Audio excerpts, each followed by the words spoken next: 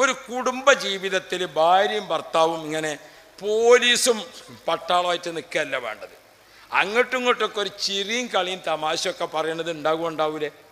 അതൊക്കെ ഉണ്ടാവണം. അപ്പോഴാണ് ഒരു കുടുംബാകുക. അല്ലാതെ മൂപ്പരിങ്ങനെ ഭയങ്കര ഒരു പട്ടാളക്കാരനായിട്ട് അതിൽ സിറ്റ് ഔട്ടിൽ കൂടെ അങ്ങോട്ടും ഇങ്ങോട്ടും ഇങ്ങനെ നടക്കുന്നുണ്ടാലും യാ റബ്ബേ ആരാപ്പ ഈ നടക്കണത്? കുട്ടികളൊക്കെ ഇങ്ങനെ വന്നിട്ട് കുട്ടികൾ എത്തി നോക്കിയിട്ട് ഇങ്ങനെ പോകാണ് വാപ്പാൻ്റെ അടുത്തേക്ക്. അതല്ല, ഒരു സോഷ്യൽ നബി മുഹമ്മദ് മുസ്തഫ നമ്മുടെ കുടുംബത്തിൽ മുത്തുനബി പഠിപ്പിച്ചിരിക്കുന്ന ഒരു സംഗതിയിലേക്ക് പോകാം നമുക്ക്. എന്താണത്? ബഹുമാനപ്പെട്ട അഷ്റഫുൽ വറ മുഹമ്മദുർ റസൂലുള്ളാഹി നബി തങ്ങൾ പഠിപ്പിച്ചത്, നിങ്ങൾ ഒരു വീട്ടിൻ്റെ കുടുംബത്തിൽ വാപ്പാൻ്റെ വാപ്പ, ഉമ്മാൻ്റെ ഉമ്മ, അങ്ങനെ മേലോട്ട്, മക്കളെ താഴോട്ട്, നമ്മുടെ അപ്പുറവും ഇപ്പുറവും, നമ്മുടെ ജ്യേഷ്ഠത്തി അനുജത്തി, ജ്യേഷ്ഠൻ അനുജൻ, ഈ ചേർന്ന് നിൽക്കുന്ന ഇതാണ് രക്തബന്ധ കുടുംബം. ഇതേപോലത്തെ മറ്റൊരു കുടുംബമാണ് വിവാഹബന്ധ കുടുംബം. നമ്മൾ കല്യാണം കഴിച്ച പെണ്ണ്, അവളെ ഉമ്മ, അവളെ ഉപ്പ. കണ്ടോ? കല്യാണം കഴിച്ചു കഴിഞ്ഞാൽ ഇവിടെയൊക്കെ ഭാര്യൻ്റെ ഉമ്മക്ക് എന്താ പറയുക, അമ്മായിമാന്നോ അമ്മായിന്നോ? അമ്മായി അല്ലേ? അപ്പം രണ്ട് ഉമ്മയായി നമുക്ക്. കല്യാണം കഴിച്ചു കഴിഞ്ഞാൽ ഭർത്താവിൻ്റെ ഉമ്മ, ഭാര്യൻ്റെ ഉമ്മ.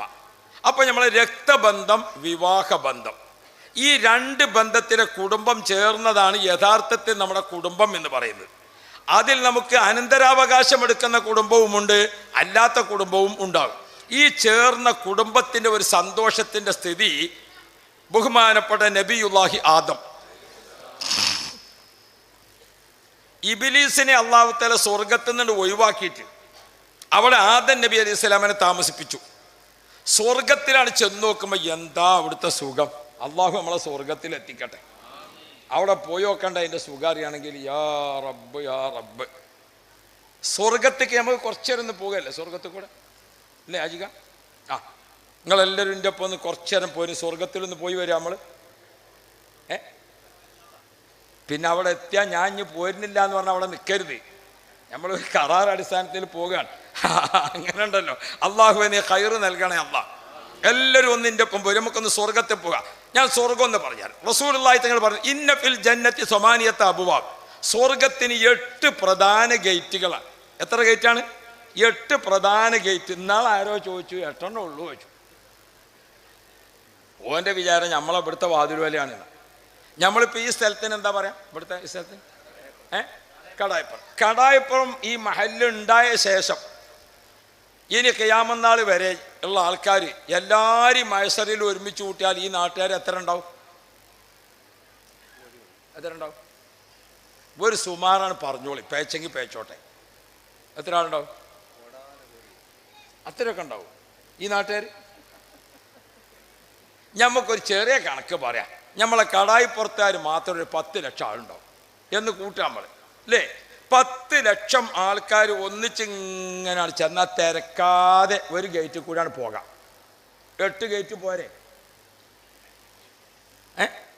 അള്ളാഹു നമുക്ക് ഭാഗ്യം തരട്ടെ. അങ്ങനെ നമ്മൾ സ്വർഗത്തിൽ 8 കവാടാണ്. ഏത് ഗേറ്റ് തുറന്നാലും ആ ഗേറ്റിൻ്റെ അടുത്തൊക്കെ ഒരു മല കാണും. അതേതാണ്? ജബലു യുഹിബ്ബുന വനുഹിബ്ബുഹു. നമ്മൾ അങ്ങോട്ടും നമ്മൾ ഇങ്ങോട്ടും മഹബത്ത് വെക്കുന്ന ഒരു ഈമാനിൻ്റെ പർവ്വതം. അതേതാ? 7.5 മീറ്റർ നീളവും 3.5 മീറ്റർ വീതിയും ഉള്ള ഉഹദ് മലയാണ് സ്വർഗത്തിൻ്റെ വാതിൽക്കൽ ആദ്യം നമ്മളെ അഭിവാദ്യം ചെയ്യാൻ കാത്തു നിൽക്കുന്ന മല. കഥ പറയുന്ന പർവ്വതങ്ങൾ കിതാബിലുണ്ട്. അള്ളാഹുവിൻ്റെ റസൂല് പറഞ്ഞു, ഇന്നി ലഅജിദു റീഹൽ ജന്നത്തി മിൻ ഖിബലി ഉഹദ്. ഉഹദിൻ്റെ ഭാഗത്ത് നിന്ന് ഞാൻ സ്വർഗത്തിൻ്റെ വാസന കേട്ടുകൊണ്ടിരിക്കുന്നു. അതാണ് ഉഹദ് മല. നിങ്ങൾ ശരിക്കും ശ്രദ്ധിക്കണേ. ഞാനീ പറയണതും നിങ്ങൾ കേൾക്കണതും നമുക്ക് 2 കൂട്ടർക്കും ഉപകാരപ്പെടണം. പണ്ട് മദ്രസയിൽ ഉസ്താദ് ഒരു ക്ലാസ് എടുത്തു. അത് ഖിയാമത്ത് നാളിനെ പറ്റിയുള്ള ക്ലാസ്സാണ്. ഖിയാമത്ത് നാളിൻ്റെ സംഗതിയൊക്കെ പറഞ്ഞു. ഇസ്രാഫീൽ അലൈഹി സ്വലാം വരിക, സൂറെന്ന കാഹളത്തിൽ ഊത, മലകളൊക്കെ പൊടിയാകുക. ഇതൊക്കെ പാടെ ഇയാൾ ഗൗരവത്തിൽ പറഞ്ഞപ്പോൾ ഒരു കുട്ടി നീച്ചങ്ങാണ്ട് ചോദിച്ചു, ഉസ്താദെ അന്ന് മദ്രസ ഉണ്ടാകുമോ ചോദിച്ചു. നിങ്ങൾ ഇങ്ങനെ വയലേക്കാൻ നിന്നാലേ ഈ സംഗതി എവിടെ എത്തൂല. അതുകൊണ്ട് നിങ്ങളൊന്ന് എൻ്റെ കൂടെ നിൽക്കണം. അപ്പോഴേ നമുക്കത് അധ്വാനം മുതലാവുള്ളൂ. എൻ്റെ നാട്ടിൽ നിന്ന് 3.25 മണിക്കൂർ യാത്ര ചെയ്തിട്ടാണ് ഞാനിവിടെ എത്തിയത്. പാലക്കാട് ജില്ലയോട് ചേർന്ന് കിടക്കുന്ന, അപ്പുറത്ത് ഊട്ടിയോട് തമിഴ്നാട്ടിനോട് ചേർന്ന് കിടക്കുന്ന നിലമ്പൂരാണ് എൻ്റെ രാജ്യം. ഞാൻ അവിടുന്ന് യാത്ര ചെയ്തത് മുതലാകണമെങ്കിൽ ചുരുങ്ങിയത് 2 മണിക്കൂർ നിങ്ങളോട് വയന്ന് പറയണം. അതിൻ്റെ മുമ്പ് നിർത്തും നിങ്ങൾ വിചാരിക്കണ്ട, അതിൻ്റെ ഇടയ്ക്ക് പോകാനും വിചാരിക്കണ്ട. നിങ്ങൾക്ക് വയല് കഴിഞ്ഞാൽ 10 മിനിറ്റ് കൊണ്ട് പേരിലെത്താം. എനിക്ക് 4 മണിക്കൂർ വേണം. അപ്പം അള്ളാഹുവെ ഞങ്ങൾക്കെല്ലാം നീ ഈമാൻ തരണേ അള്ളാ. എന്താ നമ്മൾ പറഞ്ഞതിന്? സ്വർഗത്തിൻ്റെ അങ്ങോട്ടത്തെ ഇന്നീല അജിദു റീഹൽ ജന്നത്തി മിൻ ഖിബലി ഉഹദ്, ഉഹദിൻ്റെ ഭാഗത്തുനിന്ന് സ്വർഗത്തിൻ്റെ വാസന വരുന്നു. അവിടെയാണ് റസൂലുള്ളാഹി തങ്ങൾ പറഞ്ഞത്, സ്വർഗത്തേക്ക് നമ്മളാണ് കടക്കുമ്പോൾ ഉഹദ് മല, ആ ഉഹദ് മലയുടെ താഴ്ഭാഗത്ത് ഇപ്പം നമ്മൾ സ്വർഗത്തിലെത്തിയിട്ടോ, ഉഹദ് മല താഴ്ഭാഗത്ത് കൂടെ ഇങ്ങനെ പോവുകയാണ്. അല്ലാഹു റബ്ബി, നമ്മളെ ആലിമീങ്ങൾ, വലിയ വലിയ ആലിമീങ്ങൾ കഴിഞ്ഞു പോയിട്ടുണ്ട്. വരക്കൽ മുല്ലക്കോയ തങ്ങൾ കഴിഞ്ഞുപോയി, സമസ്തൻ്റെ 1ാമത്തെ അധ്യക്ഷൻ. പാങ്ങിൽ അഹമ്മദ് കുട്ടി മുസ്ലിയാർ കഴിഞ്ഞുപോയി, 2ാമത്തെ അധ്യക്ഷൻ. അല്ലാഹു റബ്ബി, 3ാമത്തെ സമസ്തയുടെ അധ്യക്ഷൻ ബഹുമാനപ്പെട്ട വാളക്കുളം അബ്ദുൽ ബാരി മൗലിയാർ പാപ്പ വഫാത്തായി. 4ാമത്തെ സമസ്തയുടെ അധ്യക്ഷൻ സദഖത്തുള്ള മുസ്ലിയാർ വഫാത്തായി. 5ാമത് സമസ്തയുടെ അധ്യക്ഷൻ ബഹുമാനപ്പെട്ട കണ്ണിയത്ത് ഉസ്താദ് വഫാത്തായി. അല്ലാഹു റബ്ബി, നമുക്കൊക്കെ അറിയുന്ന ബഹുമാനപ്പെട്ട ഉള്ളാളത്തെ തങ്ങൾ പാപ്പ വഫാത്തായി. MA ഉസ്താദ് വഫാത്തായി. ഇപ്പം നമ്മളെ സുന്നത്ത് ജമാഅത്തിൻ്റെ 2 സമസ്ത ഉണ്ട്. ഒന്നിൻ്റെ അധ്യക്ഷ സ്ഥാനത്ത് ബഹുമാനപ്പെട്ട ജിഫരി തങ്ങൾ, മറ്റേൻ്റെ അധ്യക്ഷ സ്ഥാനത്ത് ആരുണ്ട്? സുലൈമാ ഉസ്താദ്, AP ഉസ്താദ്. നമ്മൾ ഓരൊക്കെ വലിയ മഹാന്മാരാണ്. അള്ളാഹു ഓൽക്കൊക്കെ ഖൈറ് കൊടുക്കട്ടെ. ഓലൊക്കെ തണലിൽ ഇങ്ങനെ പോകാൻ അള്ളാഹു നമുക്ക് ഭാഗ്യം തരട്ടെ. കുറ്റം പറയാൻ നിൽക്കണ്ട. ഓല് ടാറ്റടിച്ച് സ്വർഗത്തിൽ പോകും. കുറ്റം പറഞ്ഞാൽ നമ്മൾ പുറത്ത് നിൽക്കേണ്ടി വരും. ആക്ഷേപം പറഞ്ഞാൽ നമ്മളെവിടെ നിൽക്കേണ്ടി വരും? നമ്മൾ പുറത്ത് നിൽക്കേണ്ടി വരും. ഓലെന്ത് ചെയ്യും? ഓല് അക്കരെ പോകും. പോകൂലേ? അതുകൊണ്ട് നമുക്ക് നല്ലതെന്താ? ഇതൊരു ഫുട്ബോൾ ഗ്രൗണ്ടാണ്. അല്ലാഹു തആല ദീൻ നിലനിൽക്കാൻ വേണ്ടിയിട്ട് എന്ത് ചെയ്തു? ചെറുങ്ങനെ ആലിമീങ്ങളിൽ ഒരു ചെറിയൊരു വിഷയം ഉണ്ടാക്കി. അങ്ങനെ 2 ടീമായി, 2 ടീം, 11സും 7സും. ഇല്ല, എങ്ങനെയാണ് 11s അല്ലേ? അപ്പോൾ അപ്പുറത്തും ഇപ്പുറത്തും. അപ്പോൾ 2 കൂട്ടർ കളിച്ചെങ്കിലല്ലേ മത്സരം ഉണ്ടാവുള്ളൂ അല്ലേ? അതുണ്ടാകുമ്പം 2 കൂട്ടം മത്സരിച്ച് അവിടെയും പള്ളിയായി ഇവിടെയും പള്ളിയായി, അവിടെ എത്തിങ്ങാനായി ഇവിടെ എത്തിങ്ങാനായി, അവിടെയും കോളേജായി ഇവിടെയും കോളേജായി. ഉണ്ടായിക്കോട്ടെ, സംഗതിയിലേക്ക് നമ്മൾ ബേജാറാകേണ്ട കാര്യമൊന്നുമില്ല. പിന്നെ ഇപ്പം പന്തളിക്കാരെ കൂട്ടിയിട്ടൊന്ന് മത്സരത്താക്കാം. മത്സരത്താക്കാൻ എങ്ങനെ? 14 ആൾ കളിച്ചുമ്പോൾ 14 പന്ത് വാങ്ങിക്കൊടുക്കുക. അത് വേണം നടക്കുമോ? അതിന് പിന്നെ കളി എന്ന് പറയുമോ? അപ്പം അതുകൊണ്ട് അതൊന്നും അല്ല ആലോചിക്കണം. നിലവിലുള്ള അവസ്ഥയിൽ ആലിമീങ്ങൾക്കൊപ്പം നിന്ന് കുറ്റപ്പെടുത്താതെ നമുക്ക് ഇഷ്ടമുള്ളവരൊപ്പം നമ്മൾ നിൽക്കുക. അല്ലാഹു തആല ഈമാനിന് സലാമത്ത് തരട്ടെ. അപ്പോൾ അവരെങ്ങനെ ചെന്ന് നോക്കുമ്പോൾ നമ്മളെ മുന്നിൽ സ്വർഗത്തേക്ക് ഇങ്ങനെ ആലിമീങ്ങളൊക്കെ പോകുന്നുണ്ടാവും. ബാഫക്കത്തങ്ങൾ അതാ പോണ്. ബഹുമാനപ്പെട്ട മർഹൂം പാണക്കാട് PMS പൂക്കോയ തങ്ങൾ അതാ പോണ്. അതാരാണത്? മമ്പറം തങ്ങൾ പാപ്പേത പോണ്. അതാരാ? ഉള്ളാളത്തെ തങ്ങൾ പാപ്പേത പോണ്. അവരൊക്കെ ഇങ്ങനെ പോണത് കാണുമ്പോൾ ഓലൊപ്പാണ് പോവുകയല്ലേ നമ്മൾ? നിങ്ങളെ ഇവിടെ ഇങ്ങനെ അണ്ടം വിട്ട് നിന്നാണ്ടല്ലോ, പോകാൻ കൂടൂലട്ടാ. അള്ളാഹുവെ, മഹാന്മാർക്കൊപ്പം ഞങ്ങൾ ഇനി സ്വർഗത്തിലെത്തിക്കണേ അല്ലാ. ഉഹദ് മലയുടെ താഴ്ഭാഗത്ത് കൂടെ ഇങ്ങനെ നടന്ന്, പെണ്ണുങ്ങളൊക്കെ നോക്കണേ, ഇങ്ങനെ നടന്ന് ഇങ്ങനെ കുറച്ചാണ്ടെത്തിയപ്പം ഒരു പുഴ. ഫീഹാ ഐനുൻ ജാരിയ, സ്വർഗത്തിൽ നല്ല ഒരു പുഴ, കളകളകളകളാന്ന് ഒഴുകണ പുഴയാണ്. ആ പുഴൻ്റെ അടുത്താണ്ട് എത്തിയിട്ട് നോക്കുമ്പോൾ നിങ്ങൾ സംഗതി അറിയോ? ആ പുഴൻ്റെ അടുത്തെത്തിയിട്ട് നോക്കുമ്പോൾ ആ പുഴയിലുള്ള വെള്ളം മുഴുവനും പാലാണ്. ഏതിൻ്റെ പുഴയാണ്? പാലിനാൽ ഉള്ള പുഴ. പടച്ച തമ്പുരാനെ, സ്വർഗത്തിലെ പുഴയിലെ വെള്ളം ഏതാണ്? കളകളകളകള ഒഴുകുന്ന പുഴ ഏതാണ്? പാലിൻ്റെ പുഴ. ആ പുഴയുടെ അടുത്ത് നിന്നിട്ട് അത്ഭുതപ്പെട്ടിട്ട് നമ്മൾ അപ്പുറത്തേക്ക് ഇങ്ങനെ നോക്കി. അപ്പം അപ്പുറത്തിൻ്റെ വേറൊരു പുഴ ഒഴുകണ്. ആ പുഴയിൽ ഒഴുകുന്ന വെള്ളം ഏതാണെന്നറിയോ? തേനാണ്. ഇതൊക്കെ ഹദീസ് ഇങ്ങനെ തന്നെയാണ് വായിച്ച് പറയാൻ പറ്റും. നേരമില്ലാത്തത് കൊണ്ടാണ് ഞാൻ മയന മാത്രം വെച്ച് പോണത്. കാര്യം മനസ്സിലാകല്ലേ വേണ്ടത്. അത് ഫീഹാ ഐനുൻ ജാരിയ, അപ്പുറത്ത് ഫീഹിമാ ഐനാനി തജ്രിയാൻ. സ്വർഗത്തിലെ ഒരു പുഴ പാലിൻ്റെ പുഴയാണ്. പൊന്നാരാജിക്ക, ആ പാലിൻ്റെ പുഴ ഇങ്ങനെ ഒഴുകണത് കണ്ടപ്പോൾ ഇങ്ങക്ക് തോന്നി, എനിക്കും തോന്നി, പടച്ചോനെ ഇതിൽ ഒരു ഗ്ലാസ് കുടിച്ചാലോ തോന്നൂലേ? ഇപ്പം നമുക്ക് വെള്ളം കിട്ടിയിട്ട് തന്നെ വലത്തെ കയ്യോ ഇടത്തെ കയ്യോ നോക്കാതെ നമ്മൾ കുടിച്ചാണ്. പിന്നല്ലേ ഇപ്പം അവിടുത്തെ പിന്നല്ലേ അപ്പം നമ്മൾ ഓർമ്മിക്കണം. അവളെ നമ്മൾ ചെന്നിട്ട് നമുക്ക് തോന്നി ഒരു ഗ്ലാസ് വെള്ളം തിന്ന് കുടിക്കട്ടെ, ഒരു ഗ്ലാസ് പാല്. അപ്പം നോക്കുമ്പോൾ പാത്രം തിരഞ്ഞ് നടക്കേണ്ട കാര്യമല്ല. പാത്രം അതിൻ്റെ കരിയിൽ തന്നെ നിറയുണ്ട്. അക്വാബുൻ മൗദൂഅ, നിറച്ച് കോപ്പകളുണ്ട്. നിറച്ച് കോപ്പുണ്ട്. ആ കോപ്പിൽ നിന്ന് ഒരു കോപ്പ് എടുത്തിട്ട് നിങ്ങൾ കുടിച്ചു, ഇയാളും കുടിച്ചു. നമ്മൾ എത്ര ആളുണ്ട്? 1,00,000 ആള്. ഒരേ സ്ഥലത്തുനിന്ന് 1,00,000 ആള് ആ പുഴയിൽ നിന്ന് കുടിച്ചിട്ട് തമ്മിലിങ്ങനെ നോക്കുമ്പോൾ നിങ്ങൾ കുടിച്ച രുചിയല്ല ഞാൻ കുടിച്ചതിന്, ഞാൻ കുടിച്ചതിൻ്റെ രുചിയല്ല നിങ്ങൾ കുടിച്ചതിന്. 1,00,000 ആള് കുടിച്ചാൽ 1,00,000 രുചി. അപ്പം നമുക്ക് തോന്നുന്ന ഒരു ഗ്ലാസും കൂടി കുടിച്ചട്ടെ. അതേ സ്ഥലത്ത് തന്നെ രണ്ടാമത്തെ ഗ്ലാസ് എടുത്തു. ആദ്യം കുടിച്ച ഗ്ലാസ്സിലെ രുചിയല്ല രണ്ടാമത്തെ ഗ്ലാസ്സിന്. ഇതാണ് സ്വർഗം, ഇതാണ് സ്വർഗം. അള്ളാഹു നമ്മളെ കുടുംബസമേതം സ്വർഗത്തിലെത്തിക്കട്ടെ. ഇന്നാളെ ഒരു മോര്യാർ പറഞ്ഞേ, വേദം പറയുമ്പോഴേ നമ്മളെ ഈ ഭാര്യമാർ തന്നെയാണ് സ്വർഗത്തിലും ഉണ്ടാകുക. അപ്പോൾ ഒരു ചങ്ങായി പറഞ്ഞത് അങ്ങനെയാണെങ്കിൽ ഞാനാണ് പോരുന്നില്ല, കാരണം ഇത് ഇവിടുന്നെങ്കിലും ആണ് ഒഴിവായി കിട്ടുമെന്ന് കരുതിയതാണ്. അങ്ങനെയല്ല നമ്മളെ കുടുംബജീവിതം വേണ്ടത്.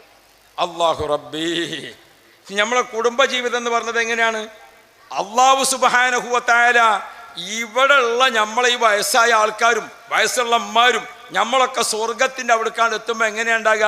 അല്ലാഹു റബ്ബി, ഒരു 18-25 ഇടക്കാണ് പെണ്ണുങ്ങളെ പ്രായം സ്വർഗത്തിൽ. അല്ലാഹു റബ്ബി, ഒരു 20-35 ഇടക്കുള്ള പ്രായമാണ് പുരുഷന്മാർക്ക്. പുരുഷന്മാരൊക്കെ നല്ല യുവത്വം, സ്ത്രീകളൊക്കെ നിങ്ങളെ യുവത്വം. അല്ലാഹു റബ്ബി സുബ്ഹാനല്ലാഹും വഅസ്വാജുഹും ഫീ ളിലാലിൻ അലൽ അറായികി മുത്തഖിഊൻ ലഹും ഫീഹാ ഫാകിഹത്തുൻ വലഹും മാ യദ്ദഊൻ സലാമുൻ ഖൗലൻ മിർ റബ്ബിർ റഹീം. സ്വർഗത്തേക്കാണ് പോകുമ്പോൾ അല്ലാഹു റബ്ബി രാത്രി ഉറങ്ങാൻ കിടക്കുന്ന സമയത്ത് ഭാര്യ പറഞ്ഞു, തഹജ്ജുദ് നിസ്കാരത്തിന് ഞാൻ അറിഞ്ഞിട്ടില്ലെങ്കിൽ നിങ്ങൾ എന്നെ വിളിക്കണം കേട്ടോ എന്ന് പെണ്ണുങ്ങൾ പറഞ്ഞു. ഭർത്താവ് പറഞ്ഞു, ഞാൻ ഉറങ്ങിപ്പോയാൽ നീ വിളിക്കണം കേട്ടോ, ഓൾക്ക് രണ്ടാക്കും സ്വർഗം കിട്ടണമെന്ന പൂതിയുണ്ട്. ഭർത്താവ് ഉറങ്ങിപ്പോയാൽ ഭാര്യ വിളിച്ചുണർത്തും, ഭാര്യ ഉറങ്ങിപ്പോയാൽ ഭർത്താവ് വിളിച്ചുണർത്തും. ഒരു രണ്ടാളും കൂടി കുടുംബത്തിൻ്റെ എസ്റ്റിമേറ്റ് തയ്യാറാക്കിയിട്ടുണ്ട്. എന്താ എസ്റ്റിമേറ്റ്? ഇന്ന് നെയ്ച്ചോറ് വെക്കണോ സാദാ ചോറ് വെക്കണോ? രാത്രി നമുക്ക് ഏത് ഭക്ഷണം ഉണ്ടാക്കേണ്ടത്? ചപ്പാത്തി ചുടണോ അതല്ല പത്തലുണ്ടാക്കണോ? ഇതൊക്കെ നിങ്ങൾക്ക് തമ്മിൽ ഡിസ്കസ് ഉണ്ടോ ഇല്ലേ? എന്നാൽ പിന്നെ അതേപോലത്തെ ഒരു തീരുമാനം. വെള്ളിയാഴ്ച രാവിലെ നമ്മൾ എത്ര സലാത്ത് ചെല്ലണം? പെണ്ണുങ്ങൾ പറഞ്ഞു ഞാൻ 313 അല്ല. മൂപ്പര് പറഞ്ഞു ഞാനും ചൊല്ലിക്കോളാം. ഇടയ്ക്ക് ഓള് ചോദിച്ചു നിങ്ങളെ സലാത്ത് തീർന്നോ? 36 ഇങ്ങോട്ടും ചോദിച്ചു എൻ്റെ സലാത്ത് തീർന്നോ? യാ റബ്ബ് യാ റബ്ബ്. ഭാര്യയും ഭർത്താവും ഉമ്മയും ബാപ്പിയും ഒരു തീരുമാനിച്ചു, നമ്മളെ വീട്ടിൽ എല്ലാ മാസവും ഒരു ഖത്തം തീർക്കണം. അതുകൊണ്ട് ഒരു ഖത്തം ഞാൻ ഓതിക്കോളാം, ഒന്ന് ഇജ്ജ് ഓതിക്കോ. ഇടക്കിടക്ക് ചോദിക്കും എൻ്റെ ഖത്തം തീർന്നോ? 36 ഇങ്ങോട്ട് ചോദിക്കും നിങ്ങളെ ഖത്തം തീരാനായോ? ഇങ്ങനെ സ്വർഗത്തിലേക്കുള്ള ഒരു തീരുമാനം നമ്മളെടുത്ത് ഉണ്ടോ ഇല്ലേ? ഒരു പാവപ്പെട്ട ആൾ വന്നൊരു സദക്ക ചെയ്യുമ്പോൾ എനിക്കും എൻ്റെ ഭാര്യക്കും കൂടി കൂടിയിട്ട്, അല്ലെങ്കിൽ ഓളോട് പറയാണ് ഇതാ അനക്കെൻ്റെ വാപ്പാൻ്റെ സ്വത്തുണ്ടല്ലോ, നീ ഒരു സദക്ക ചെയ്തളാ, ഞാനും കൊടുക്കാണ്. പള്ളിപ്പണി നടക്കാണ് ഇവിടെ. 1,00,000 വാപ്പാൻ്റെ വക, 1,00,000 ഉമ്മാൻ്റെ വക. നമ്മൾ ഇതൊക്കെ എങ്ങനെയാണ്? ഭാര്യക്കും ഭർത്താവിനും സ്വർഗത്തിൽ പോണോ? നമ്മൾ ഒരുമിച്ച് തീരുമാനിക്കണം സ്വർഗം കിട്ടേണ്ട കാര്യം. അല്ലതീ യുവസ്ബിസു എന്നിട്ട് വസുവാസം ഉണ്ടാക്കലല്ല.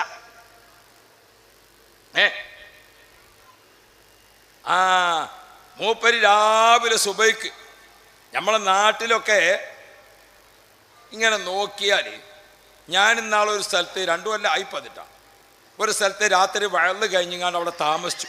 ഞാൻ താമസിക്കലില്ല, താമസിച്ചു. എന്താ കാരണം? പിറ്റേന്ന് രാവിലെ എനിക്ക് ഉച്ചക്ക് അതിൻ്റെ അപ്പുറത്തൊരു സ്ഥലത്ത് എത്താനുണ്ട്. അപ്പോൾ അവിടെ താമസിച്ചു. സുബ്ഹാനല്ലാഹ്, 300 വീടാണ് ആ പള്ളിക്കുള്ളത്. അതിലൊരു 140 വീടും പള്ളിൻ്റെ നേരെ പരിസരത്താണ്, ചെറിയൊരു അങ്ങാടിയായിട്ട് അടുത്തടുത്ത്. അപ്പോൾ രാത്രി അവിടെ താമസിച്ചു. ഞാൻ രാത്രി താമസിച്ചിട്ട് ഒരു 12 മണി കഴിഞ്ഞിട്ടുണ്ടാവും അവിടെ താമസിച്ച്. ഒരു 2 മണിയായപ്പോൾ പള്ളിക്കത്തെ കാവ്യാരായ ഇമാമായി നിൽക്കുന്ന ഉസ്താദിനൊരു ഫോൺ വന്നു. വീട്ടിലെന്തോ അർജൻറ്റ് ഉണ്ടെന്ന് പറഞ്ഞ് മൂപ്പര് പോയി. പിന്നെ അവിടെ പള്ളിയിൽ ആര് മാത്രമേ ഉള്ളൂ? വാങ്ക് കൊടുക്കണ ആളും ഞാനും എൻ്റെ ഡ്രൈവറും, ഞങ്ങൾ 3 ആൾ മാത്രമേ ഉള്ളൂ. അപ്പോൾ സുബൈൻ്റെ വാങ്ക് കൊടുത്തു. സുബൈൻ്റെ വാങ്ക് കൊടുത്തപ്പോൾ ഞാൻ ഡ്രൈവറോട് പറഞ്ഞു, മോനെ നമുക്ക് റണ്ണിങ്ങിൽ കുറച്ച് സ്പീഡാക്കാം, രാവിലെ അല്ലേ വലിയ വാഹനത്തിരക്ക് ഉണ്ടാവില്ല, ഒരു പള്ളിയിൽ കടന്നിട്ട് ജമായത്തിന് കൂടാതെ പോകാൻ പറ്റില്ല, അതുകൊണ്ട് ജമായത്തിന് കാത്തുന്നു. വാങ്ക് കൊടുത്തിട്ട് 20 മിനിറ്റാണ് സുബൈ ജമായത്തിന്. 20 മിനിറ്റ് കഴിഞ്ഞ് ഇക്കാമത്ത് കൊടുത്തു. ഇക്കാമത്ത് കൊടുത്തപ്പോൾ പിന്നെ വേറെ പറഞ്ഞ മൂലം ഞാൻ ഉണ്ടല്ലോ അവിടെ, ഞാൻ നിസ്കരിക്കാൻ വേണ്ടി മെഹ്റാബിൽ നിന്നു. ഒരു ഇമാമ് മെഹ്റാബിൽ നിന്നാൽ അയാൾക്കൊരു സംഗതി ഉണ്ട്, എന്താ? ഒന്ന് നോക്കണം ബാക്കൊക്കെ, ആരെങ്കിലും വടി കുത്തി നിൽക്കണുണ്ടോ, പറ്റ വയസ്സന്മാരുണ്ടോ, ആരെങ്കിലും കസാരിയിൽ നിസ്കരിക്കണവരുണ്ടോ, അതൊക്കെ ഒന്ന് നോക്കിയിട്ട് വേണം എന്താക്കുക സൂറത്ത് ഓതാനും തസ്ബീഹ് ചൊല്ലാനും. അപ്പോൾ നിങ്ങനെ നോക്കി ഞാൻ ബാക്കിക്ക് നോക്കുമ്പോൾ നിങ്ങൾക്ക് കേൾക്കണോ? പടച്ച തമ്പുരാനെ, ഇമാമത്തിന് മുമ്പൊക്കെ എന്നിട്ട് ബാക്കൊക്കെ നോക്കുമ്പോൾ ബാക്കിൽ 2 മൗമൂമിങ്ങളുണ്ട്. ആരാ രണ്ടാള്? ഒന്നിൻ്റെ ഡ്രൈവറും ഒന്ന് പള്ളിക്കല മല്ലാക്കി. അതിൻ്റെ പരിസരത്ത് എത്ര മുസ്ലിം വീടുണ്ട്? 140 വീടുണ്ട്. ഇതാണ് നമ്മളെ നാട്ടിലെ സുബഹി ജമാഅത്തിൻ്റെ അവസ്ഥ. നമ്മളെവിടെ പള്ളിക്കളൊന്നും അങ്ങനെ ഉണ്ടാവില്ല. ഇവിടെ ഇപ്പോൾ ഔത്തെ പള്ളിയിലൊക്കെ നിറച്ച ആളുണ്ടാവില്ലേ? അതിപ്പോൾ നാളെ ഇയാൾ പറഞ്ഞ മാതിരിയാണ്. ഞാനൊരു സ്ഥലത്തുനിന്ന് ചോദിച്ചു, ഇവിടെ കോഴി കൂകലാണോ ആദ്യം സുബഹിൻ്റെ വാങ്കാണോ ആദ്യം എന്ന് ചോദിച്ചു. അപ്പോൾ ഒരാൾ പറഞ്ഞു, രണ്ടും കേൾക്കാം, ആദ്യം ഏതാന്ന് നോക്കിയിട്ടില്ല. രണ്ടിനും നീച്ചലില്ല. പിന്നെ എന്താ കാര്യം? പള്ളി നമുക്ക് പറക്കുന്ന പള്ളി ഉണ്ടാക്കാൻ കഴിയും. ഓ പ്രിയപ്പെട്ട മുഅ്മിനുകളെ, ഖബറിൽ നിന്ന് എഴുന്നേറ്റ് മഹ്ശറിലേക്ക് ഇങ്ങനെ നടക്കുമ്പോൾ തപ്പലും തടയലും ഇല്ലാതെ, മുട്ടും തടവും ഇല്ലാതെ, കുഴപ്പവും കലഹവും ഇല്ലാതെ, അല്ലാഹ് ഏത് രാജ്യത്ത് മറവ് ചെയ്ത മുഅ്മിനും ഖബറിൽ നിന്ന് എഴുന്നേറ്റിട്ട് ഇങ്ങനെയാണ് നോക്കുമ്പോൾ ആകാശത്ത് സൂര്യൻ ഉദിച്ചാൽ എല്ലാ നാട്ടിന്നും കാണൂലേ? ആകാശത്ത് സൂര്യൻ ഇങ്ങനെ ഉദിച്ചു വരുമ്പോൾ എല്ലാ നാട്ടുകാർക്കും കാണാവുന്നത് പോലെ നാളെ ആഖിറത്തിൽ ഖബറിൽ നിന്ന് എഴുന്നേറ്റിട്ട് ഇങ്ങനെയാണ് നോക്കുമ്പോൾ വജ്ഹുകൽ വല്ലാഹു ഹുജ്ജതുനാ യൗമ യഅ്തിന്നാസു ബിൽ ഹുജജി സ്വല്ലി റബ്ബൽ.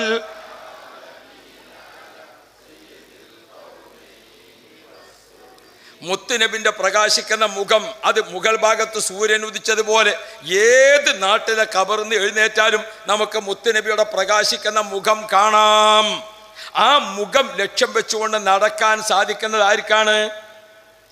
യാതൊരു കുഴപ്പമില്ല, തട്ടും തടവൊന്നുമില്ലാതെ സുഖമായിട്ട് നടക്കാൻ ആർക്ക്? രാത്രിയും അല്ല, ഇരുട്ടും അല്ല, വെളിച്ചവും അല്ലാത്ത സമയത്തെ നിസ്കാരമാണ് സുബഹി. നല്ലോണം നേരം വെളുത്തുക്കണോ? ഇല്ല. എന്നാ നല്ല ഇരുട്ടാണോ? അതുമല്ല. സുബഹി ജമാഅത്തിന് പള്ളിയിലേക്ക് നടന്ന ആളുകളുണ്ടല്ലോ, അവർക്ക് മഹ്ശർ മൈതാനിൽ നടത്തത്തിന് നല്ല സന്തോഷമായിരിക്കുമെന്ന് മുഹമ്മദുർ റസൂലുള്ളാഹ്. ഓ പരിസര വീടുകളിലൊക്കെ താമസിക്കുന്ന സഹോദരങ്ങളെ, ഓ ഉമ്മമാരെ, സുബഹി സമയത്ത് നമ്മുടെ വീടുകളിലുള്ള പുരുഷന്മാരെ ഉമ്മമാര് വിളിച്ചുണർത്തണം. ഒരു പക്ഷേ ഈ പള്ളി അല്ലെങ്കിൽ നമ്മൾ താമസിക്കുന്ന തൊട്ട വീടിനടുത്തുള്ള പള്ളി ഏതാണെങ്കിൽ നമ്മുടെ നാട്ടിലുള്ള പള്ളികളിലൊക്കെ സുബഹി ജമാഅത്ത് നിസ്കാരത്തിന് സാധിക്കുന്ന അത്ര ജമാഅത്ത് നിസ്കാരം, സുബഹി നിസ്കാരം പ്രത്യേകിച്ചും പ്രിയപ്പെട്ട മുഅ്മിനുകളെ,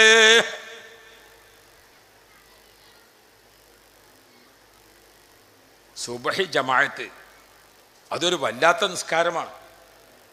ഇരുട്ടുമല്ല വെളിച്ചമല്ലാത്ത സമയത്തുള്ള നിസ്കാരമാണ്. ആ നിസ്കാരത്തിന് വലിയ പ്രതിഫലം അല്ലാഹു തആല വെച്ചു. നിങ്ങളെ ഒരാളെ വീട്ടിൽ നിന്ന് പള്ളിക്ക് എത്ര അടി നടക്കണം? 200 അടി നടക്കണം. 200 അടി നടക്കുമ്പോൾ 100 അടി ഇടത്തേക്കാളും 100 അടി വലത്തേക്കാളും അല്ലേ? അല്ലാഹു തആല ഇതിന് വെച്ച പ്രതിഫലം എന്താണ്? 100 അടി വലത് കാല് വെച്ചാൽ 100ന് 10 പ്രതിഫലം കിട്ടും. അപ്പോൾ 1000 അടിയായി. 1000 അടി നമ്മൾ സ്വർഗത്തിലേക്ക് അടുത്തു. 100 അടി ഇടത്തേക്കാല് വെച്ചാൽ 1000 അടി നരകത്തിൽ നിന്ന് ദൂരെ പോയി. സുബഹി ജമാഅത്തിന് 200 അടി നടക്കുമ്പോൾ ആ 200 അടിക്ക് അല്ലാഹു തആല 2000 പ്രതിഫലം കണക്കാക്കുന്നത്. 100 അടി നരകത്തിൽ നിന്ന് ദൂരെ പോയി, 100 അടി സ്വർഗത്തിലേക്ക് അടുത്തു. അതേ സമയത്ത് നമ്മുടെ ഭാര്യമാരോ പെൺമക്കളോ ഉമ്മമാരോ ഇതേ നിസ്കാരം അവർ വീട്ടിൽ വെച്ച് നിസ്കരിച്ചാൽ മതി. എന്നാൽ തന്നെ ഈ പ്രതിഫലമൊക്കെ അല്ലാഹു തആല അവർക്ക് ഓശാരമായി കൊടുക്കും.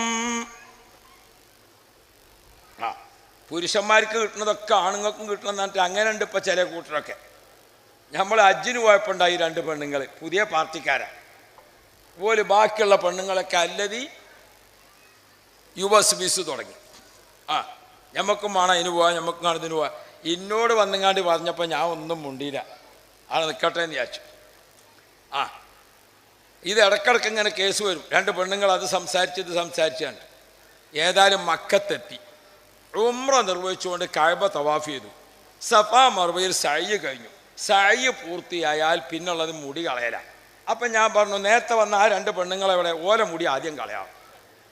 അല്ല, ആണുങ്ങൾക്കുള്ളതൊക്കെ പെണ്ണ് കിട്ടണമെങ്കിൽ പിന്നെ എന്താക്കണം? പിന്നെ നോക്കുമ്പോൾ പറഞ്ഞ ആളില്ല. അതുകൊണ്ട് ആവശ്യമുള്ള കളിച്ചാൽ മതി. അപ്പുറത്തേക്ക് കയറി കളിച്ചാൽ എല്ലായിടത്തും കളയേണ്ടി വരും. ഇതൊക്കെ അള്ളാഹു തആല ദീനിൽ വെച്ചിരിക്കുന്ന ഒരു സംഗതി ഉണ്ട്. അയിമ നിന്നാ മതി. നമ്മൾ അതിന്റെ അപ്പുറത്തേക്ക് പോകേണ്ടതില്ല. ഹബീബായ മുഹമ്മദുർ റസൂലുള്ളാഹ് ബഹുമാനപ്പെട്ട ആദം നബി അലൈഹിസ്സലാം സ്വർഗത്തിൽ ഇങ്ങനെ ഞാൻ പറഞ്ഞല്ലോ, ഇത്ര നല്ല സന്തോഷ സ്വർഗം. ഇപ്പൊ സ്വർഗത്തിൽ നമ്മൾ പോയില്ലേ, ആ പാലിന്റെ പൊയ്ന്ന് കുറച്ച് കുടിച്ചല്ലോ, ഇനി അപ്പുറത്തെ പൊയ്ക്ക് കൊണ്ടായാണ്ടല്ലോ, ഞങ്ങൾ അവിടെ നിന്ന് പോരൂല. അതുകൊണ്ട് അവിടെ നിൽക്കട്ടെ, നമ്മൾ അള്ളാഹു തആല നമ്മളെ സ്വർഗത്തിൽ എത്തിക്കട്ടെ. അത്ര സന്തോഷത്തിൽ സ്വർഗത്തിൽ താമസിക്കുകയാണെങ്കിലും ആദം നബിക്ക് വർത്താനം പറയാൻ അവിടെ ഒരാളില്ല. ആദം നബിക്കൊന്ന് ചിരിച്ചിരിക്കാൻ അവിടെ ഒരാളില്ല. ആദം നബിക്കോ തമ്മിലൊരു സന്തോഷം പങ്കുവെക്കാൻ അവിടെ ഒരാളില്ല. അപ്പൊ അള്ളാഹു തആല ആദം നബിനൊന്ന് ഉറക്കി. ആ ഉറക്കത്തിൽ നിന്ന് മെല്ലെ അള്ളാഹു തആല എന്ത് ചെയ്തു? ആദം നബി അലൈഹി സ്വലാമിന്റെ ശരീരത്തിൽ നിന്ന് ഒരു എല്ലുണ്ട് ഊരിയെടുത്തു. എന്നിട്ടൊരു സ്ത്രീയെ പടച്ചു. ബഹുമാനപ്പെട്ട ആദം നബി അലൈഹി സ്വലാം, ആ തങ്ങളോ അൽഹംദുലില്ലാ വരി. ബഹുമാനപ്പെട്ട ആദം നബി അലൈഹി സ്വലാം ഉറക്കത്തിൽ നിന്ന് എഴുന്നേറ്റ്, മർഹബ. ആദം നബി അലൈഹി സ്വലാം ഉറക്കത്തിൽ നിന്ന് എഴുന്നേറ്റ് നോക്കുമ്പോ ആദം നബിന്റെ അടുത്തുണ്ട് ചെറുപ്പക്കാർക്ക് ഒരു പെണ്ണിങ്ങനെ നിൽക്കണം. അപ്പൊ ഇത് മനുഷ്യപ്രകൃതിയിലുള്ള ആളാണല്ലോ, സ്വാഭാവികമായിട്ടും ആദം നബി അലൈഹി സ്വലാം ഓളോടൊന്ന് അങ്ങോട്ട് ചിരിച്ചു, ഓൾ ഇങ്ങോട്ടും ചിരിച്ചു. അപ്പൊ തന്നെ ഒരു ചിരിയാണ് ആദ്യത്തെ ഒരു സംഗതി. ഏറ്റവും പ്രധാനപ്പെട്ട ഒരു സംഗതി എന്താ? നമ്മളെ ഭാര്യമാരെ മുഖത്ത് നോക്കിയിട്ട് നമ്മളൊന്ന് ചിരിക്കുക, അതിന് തിരിച്ചു ഓൾ ഇങ്ങോട്ടും ഒന്ന് ചിരിക്കുക. അതാണ് പൂമുഖവാതിൽക്കൽ പുഞ്ചിരി വിടർത്തുന്ന പൂന്തന്നലല്ലയോ ഭാര്യ. പാടിയത് യേശുദാസ് ആണെങ്കിലും ഉഷാറുണ്ടോ അല്ലേ? ഞാൻ അപ്പുറമൊന്നും എനിക്ക് പാടാൻ കിട്ടില്ല കേട്ടോ. അപ്പം ഞാൻ ഓർമ്മപ്പെടുത്തുന്നത്, ഭാര്യമാര് എപ്പോഴും നമ്മൾ അങ്ങോട്ടും ഇങ്ങോട്ടും മുഖത്ത് നോക്കിയാൽ സന്തോഷം വരണം. അതാണ് ഒരു കുടുംബത്തിൻ്റെ ഏറ്റവും പ്രധാനം. ബഹുമാനപ്പെട്ട ആദം നബി അലൈഹി സ്വലാം ഹവ്വാ ബീബി എന്ന പെണ്ണിനങ്ങനെ കണ്ടു. ഉറക്കത്തിൽ നിന്ന് എണീറ്റ് നോക്കുമ്പോൾ സ്വർഗത്തിൽ നല്ലൊരു പെൺകുട്ടി, നല്ല സുന്ദരിയായ ഒരു പെണ്ണ്. ഗവൺമെന്റിന്റെ നിയമപ്രകാരങ്ങളൊക്കെ പൂർത്തിയാവുകയും ചെയ്തിരിക്കണം. ഇനി അധികം ആലോചിക്കാനൊന്നുമില്ല. അല്ലാഹു റബ്ബി. അപ്പോ ആദം നബി അലൈഹി സ്വലാം അങ്ങോട്ടൊന്ന് ചിരിച്ചു, ഓൾ ഇങ്ങോട്ടും ഒന്ന് ചിരിച്ചു. അപ്പം അവിടെയുള്ള മലായിക്കത്തിന്റെ ലോകത്ത് നിന്ന് കൽപ്പന വന്നു അള്ളാഹുവിന്റെ, നിങ്ങൾക്കൊരു ഇണയായി, നിങ്ങൾക്കൊരു തുണയായി ലി തസ്കുനു ഇലൈഹാ. ആദം നബിയെ, സ്വർഗത്തിൽ നിങ്ങൾക്ക് എല്ലാ സുഖമുണ്ടെങ്കിലും നിങ്ങൾക്ക് സംസാരിക്കാൻ, നിങ്ങൾക്ക് സ്നേഹം പങ്കുവെക്കാൻ, നിങ്ങൾക്ക് സന്തോഷത്തിൽ നിൽക്കാൻ ഒരു ഇണയില്ലല്ലോ. ഇസ്ലാമിനെ സംബന്ധിച്ചിടത്തോളം ഇണയും തുണയുമാണ്. സൗജൈൻ, ഇണയും തുണയും. ഭാര്യ ഭർത്താവ് എന്നതല്ല നമ്മുടെ പ്രയോഗം, ഇണയും തുണയും. ലി തസ്കുനു ഇലൈഹാ, നിങ്ങൾക്ക് സമാധാനത്തിന് വേണ്ടി തന്നതാണ്. അപ്പൊ ആദം നബി അലൈഹി സ്വലാം അവരെ ശരീരത്തിലേക്ക് കൈ നീട്ടിയപ്പോൾ അള്ളാഹുവിന്റെ കൽപ്പന വന്നു, നിൽക്കട്ടെ. ഒരു പുരുഷന് അന്യ കുടുംബത്തിൽപ്പെട്ട ഒരു സ്ത്രീ ഹലാലാവേണമെങ്കിൽ അതിനൊരു മഹർ നിശ്ചയിക്കണം. സ്വർഗത്തിൽ മഹർ എന്തായിരുന്നു? അവസാന കാലത്ത് വരാനിരിക്കുന്ന മുത്തനബിയുടെ പ്രകാശം ആദ്യം സൃഷ്ടിക്കപ്പെട്ടിട്ടുണ്ട്. ആ നബി തങ്ങളെ പേരുള്ള സ്വലാത്ത് സ്വർഗലോകത്തൊക്കെ ഉണ്ട്. ആ സ്വലാത്ത് മഹറായി നിശ്ചയിച്ചുകൊണ്ട് സ്വലാത്ത് മഹർ നിശ്ചയിച്ച് ചൊല്ലിയിട്ട് ആദം നബി അലൈഹി സ്വലാമിന് ഹവ്വാ റളിയല്ലാഹു അൻഹയെ ഇണയും തുണയുമായി സ്വർഗലോകത്ത് നിക്കാഹ് നടന്നു. അതാണ് കുടുംബത്തിന്റെ തുടക്കം. അതാണ് കുടുംബത്തിന്റെ തുടക്കം. പടച്ചോനെ, ഇതിപ്പോ ബഅദിന്റെ സ്ഥലത്ത് എന്നോടത്തൊക്കെ ഉള്ള സംഗതിയാണ്. ഏത്? നമ്മളൊരു ബക്കറ്റ് പിരിവ്. ഇത് ഇൻഷാ അല്ലാഹ് ആരപ്പത്തിന് പോണാജിരാക്ക? ആരോ ഒരാൾ പോണില്ലേ? ബിസ്മില്ലാഹിർ റഹ്മാനിർ റഹീം. നിങ്ങളൊക്കെ എടുത്തേച്ചോളി. ഇനി കണ്ടക്ടർ വന്നിട്ട് ആ കുപ്പായ കൊടുക്കുക, ഈ തലീക്കട്ട കൊടുക്കാമെന്ന് ചോദിച്ചാൽ നിൽക്കണ്ട, എല്ലാവരും എടുത്തേച്ചോളി. വേഗം വേഗം കൊടുത്താൽ മതിയല്ലോ.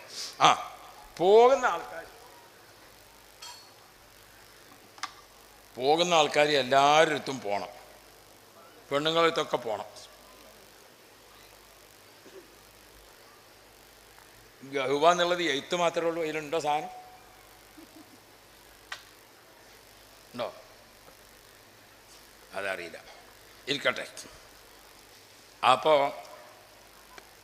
ഞാൻ മിനിഞ്ഞാന്നൊരു സ്ഥലത്ത് വഴുതിന് പോയി നോക്കുമ്പോൾ അവിടെ ഈ മേപ്പറില്ലാത്ത സ്റ്റേജായിരുന്നു.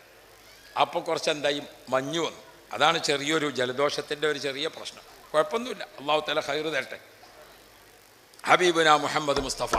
അപ്പോൾ ആദം നബി അലൈഹി സ്വലാം ഹവ്വാ ബീബിയെ സ്വർഗത്തിൽ വെച്ച് നിക്കാഹ് ചെയ്തതാണ് നിക്കാഹിൻ്റെ തുടക്കം. ആ തുടക്കം കഴിഞ്ഞ് പിന്നീട് ചില പ്രത്യേക തീരുമാനങ്ങളാൽ ആദം നബി അലൈഹി സ്വലാം എവിടെ വന്നു? ഭൂമിയിൽ വന്നു. ഹവ്വാ ബീവിയും ഭൂമിയിൽ വന്നു. ആദം നബി അലൈഹി സ്വലാം ജബലുൽ ഹിന്ദ് സറന്ദീപ് പർവ്വതത്തിലാണ്, അത് ഇപ്പോഴത്തെ സിലോണിലാണെന്നാണ് പറയപ്പെടുന്നത്. അവിടെ നിന്ന് ആദം നബി ഹവ്വാ ബീവിനെ അന്വേഷിച്ച് യാത്ര ചെയ്തു. ഹവ്വാ റളിയല്ലാഹു അൻഹ ഇറങ്ങിയത് എവിടെയാണ്? ജിദ്ദയിലാണ്. അതാണ് ജദ്ദ ജദ്ദ എന്ന് അറബികൾ പറയാം. ജദ്ദ ജദ്ദ എന്ന് പറഞ്ഞാൽ വല്യമ്മ വല്യമ്മ എന്നാണ്. നമ്മൾ പറയുമ്പോഴാണ് എന്താകല്? ജിദ്ദ എന്നാകല്. അതുപോലെ ഭാഷക്കനുസരിച്ച് ചെറിയ വ്യത്യാസം വരും. നാളെ ഒരു കാരനോട് ഇംഗ്ലീഷ് പറഞ്ഞു, അങ്ങനെ ഉസ്താദെ ഞാൻ അവിടെ ചെന്ന് നോക്കുമ്പോൾ അവിടുത്തെ ചുറ്റുവേഷൻ ഒന്നും ഒരു ശരിയില്ല, ഇപ്പോൾ ഇംഗ്ലീഷ് തുടങ്ങാണ് പറയുന്നത്. അപ്പോൾ അത് സ്വാഭാവികമായിട്ടും അത് ഉണ്ടാകും അങ്ങനെ വർത്താനം. ഇപ്പം നമ്മളെ നാട്ടിൽ മുക്കരിച്ചാന്ന് പറയണം, മുക്കരി എന്ന് പറയണം. യഥാർത്ഥത്തിൽ അതൊരു അറബി പദമാണ്, മുക്കരി എന്നാണ്. മുക്കരി അവ്വലു മുക്കരി ഫിൽ ഇസ്ലാം, ഇസ്ലാമിലെ ആദ്യത്തെ മുക്കരി മുസ്തബ് ബിൻ ഉമൈർ റളിയല്ലാഹു അൻഹു.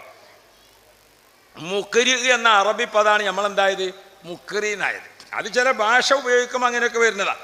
അപ്പം ഞാൻ ഓർമ്മപ്പെടുത്തിയത്, നമ്മുടെ ഹവ്വാ ബീവിയും ആദം നബിയും അവിടെ വെച്ചുകൊണ്ട് ഭാര്യ ഭർത്താക്കളായി ഭൂമിയിൽ വന്നു. രണ്ടാളും അങ്ങോട്ടും ഇങ്ങോട്ടും അന്വേഷിച്ചിട്ട് പിന്നെ കണ്ടുമുട്ടിയത് എവിടുന്ന?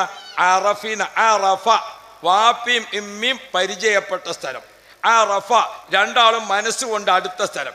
അറഫ രണ്ടു പേരും ഒരുമിച്ച് കൂടിയ സ്ഥലം. അതാണ് ആ വാപ്പാൻ്റെയും ഇമ്മാൻ്റെയും മക്കൾ കൊല്ലത്തിലൊരിക്കൽ വാപ്പി ഇമ്മിയും മധുവിധു ആഘോഷിച്ച മണിയറയിൽ കൊല്ലത്തിലൊരിക്കൽ ഒന്ന് പോയി വരിക. അള്ളാഹു നമ്മളൊക്കെ അറഫയിലെത്തിക്കട്ടെ. അവിടെ വെച്ചുകൊണ്ട് ഹവ്വാ ബീവിയും ആദം നബി അലൈഹി സ്വലാമും അവർ ഭാര്യ ഭർത്തൃ ജീവിതം ആരംഭിച്ചു. ഹവ്വാ റളിയല്ലാഹു അൻഹ ഗർഭിണിയായി. ആദ്യത്തെ പ്രസവത്തിൽ 2 കുട്ടികൾ, രണ്ടാമത്തെ പ്രസവത്തിൽ 2 കുട്ടികൾ, മൂന്നാമത്തെ പ്രസവത്തിൽ 2 കുട്ടികൾ. അങ്ങനെ എത്ര പ്രസവിച്ചു? ഹവ്വാ ബീബി ചില തഫ്സീർ അനുസരിച്ച് 20 പ്രസവിച്ചു. ഓരോ പ്രസവത്തിലും 2 കുട്ടികൾ, ഒരാൺകുട്ടി ഒരു പെൺകുട്ടി, ഒരാൺകുട്ടി ഒരു പെൺകുട്ടി. അന്ന് ആദം നബി കൊടുത്ത 10 ഏടാണ്. അതിൽ ചെറിയ നിയമങ്ങളേ ഉള്ളൂ.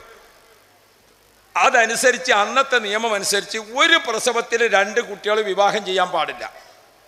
പിന്നെ 1ാമത്തെ പ്രസവത്തിലെ ആൺകുട്ടിയും 2ാമത്തെ പ്രസവത്തിലെ പെൺകുട്ടിയും അവർക്ക് ഭാര്യ ഭർത്താക്കളാകാം. അങ്ങനെ പ്രസവം മാറിയുള്ള പ്രസവത്തിലെ കുട്ടികൾ തമ്മിൽ വിവാഹം. അങ്ങനെയാണ് ആദം നബി അലൈഹിസ്സലാം വഫാത്താകുന്നതിന് മുമ്പ് 1000 കുട്ടികളെ ആദം നബി അലൈഹിസ്സലാം കണ്ട ശേഷമാണ് ആദം നബി വഫാത്തായത്. ആദം നബി എത്ര കുട്ടികളെ കണ്ടിക്കണ്? 1000 മക്കളെ കണ്ടിക്കണ്. അള്ളാഹു റബ്ബി, അള്ളാഹു ഞമ്മക്കൊക്കെ നല്ലോണം മക്കളെ തരട്ടെ.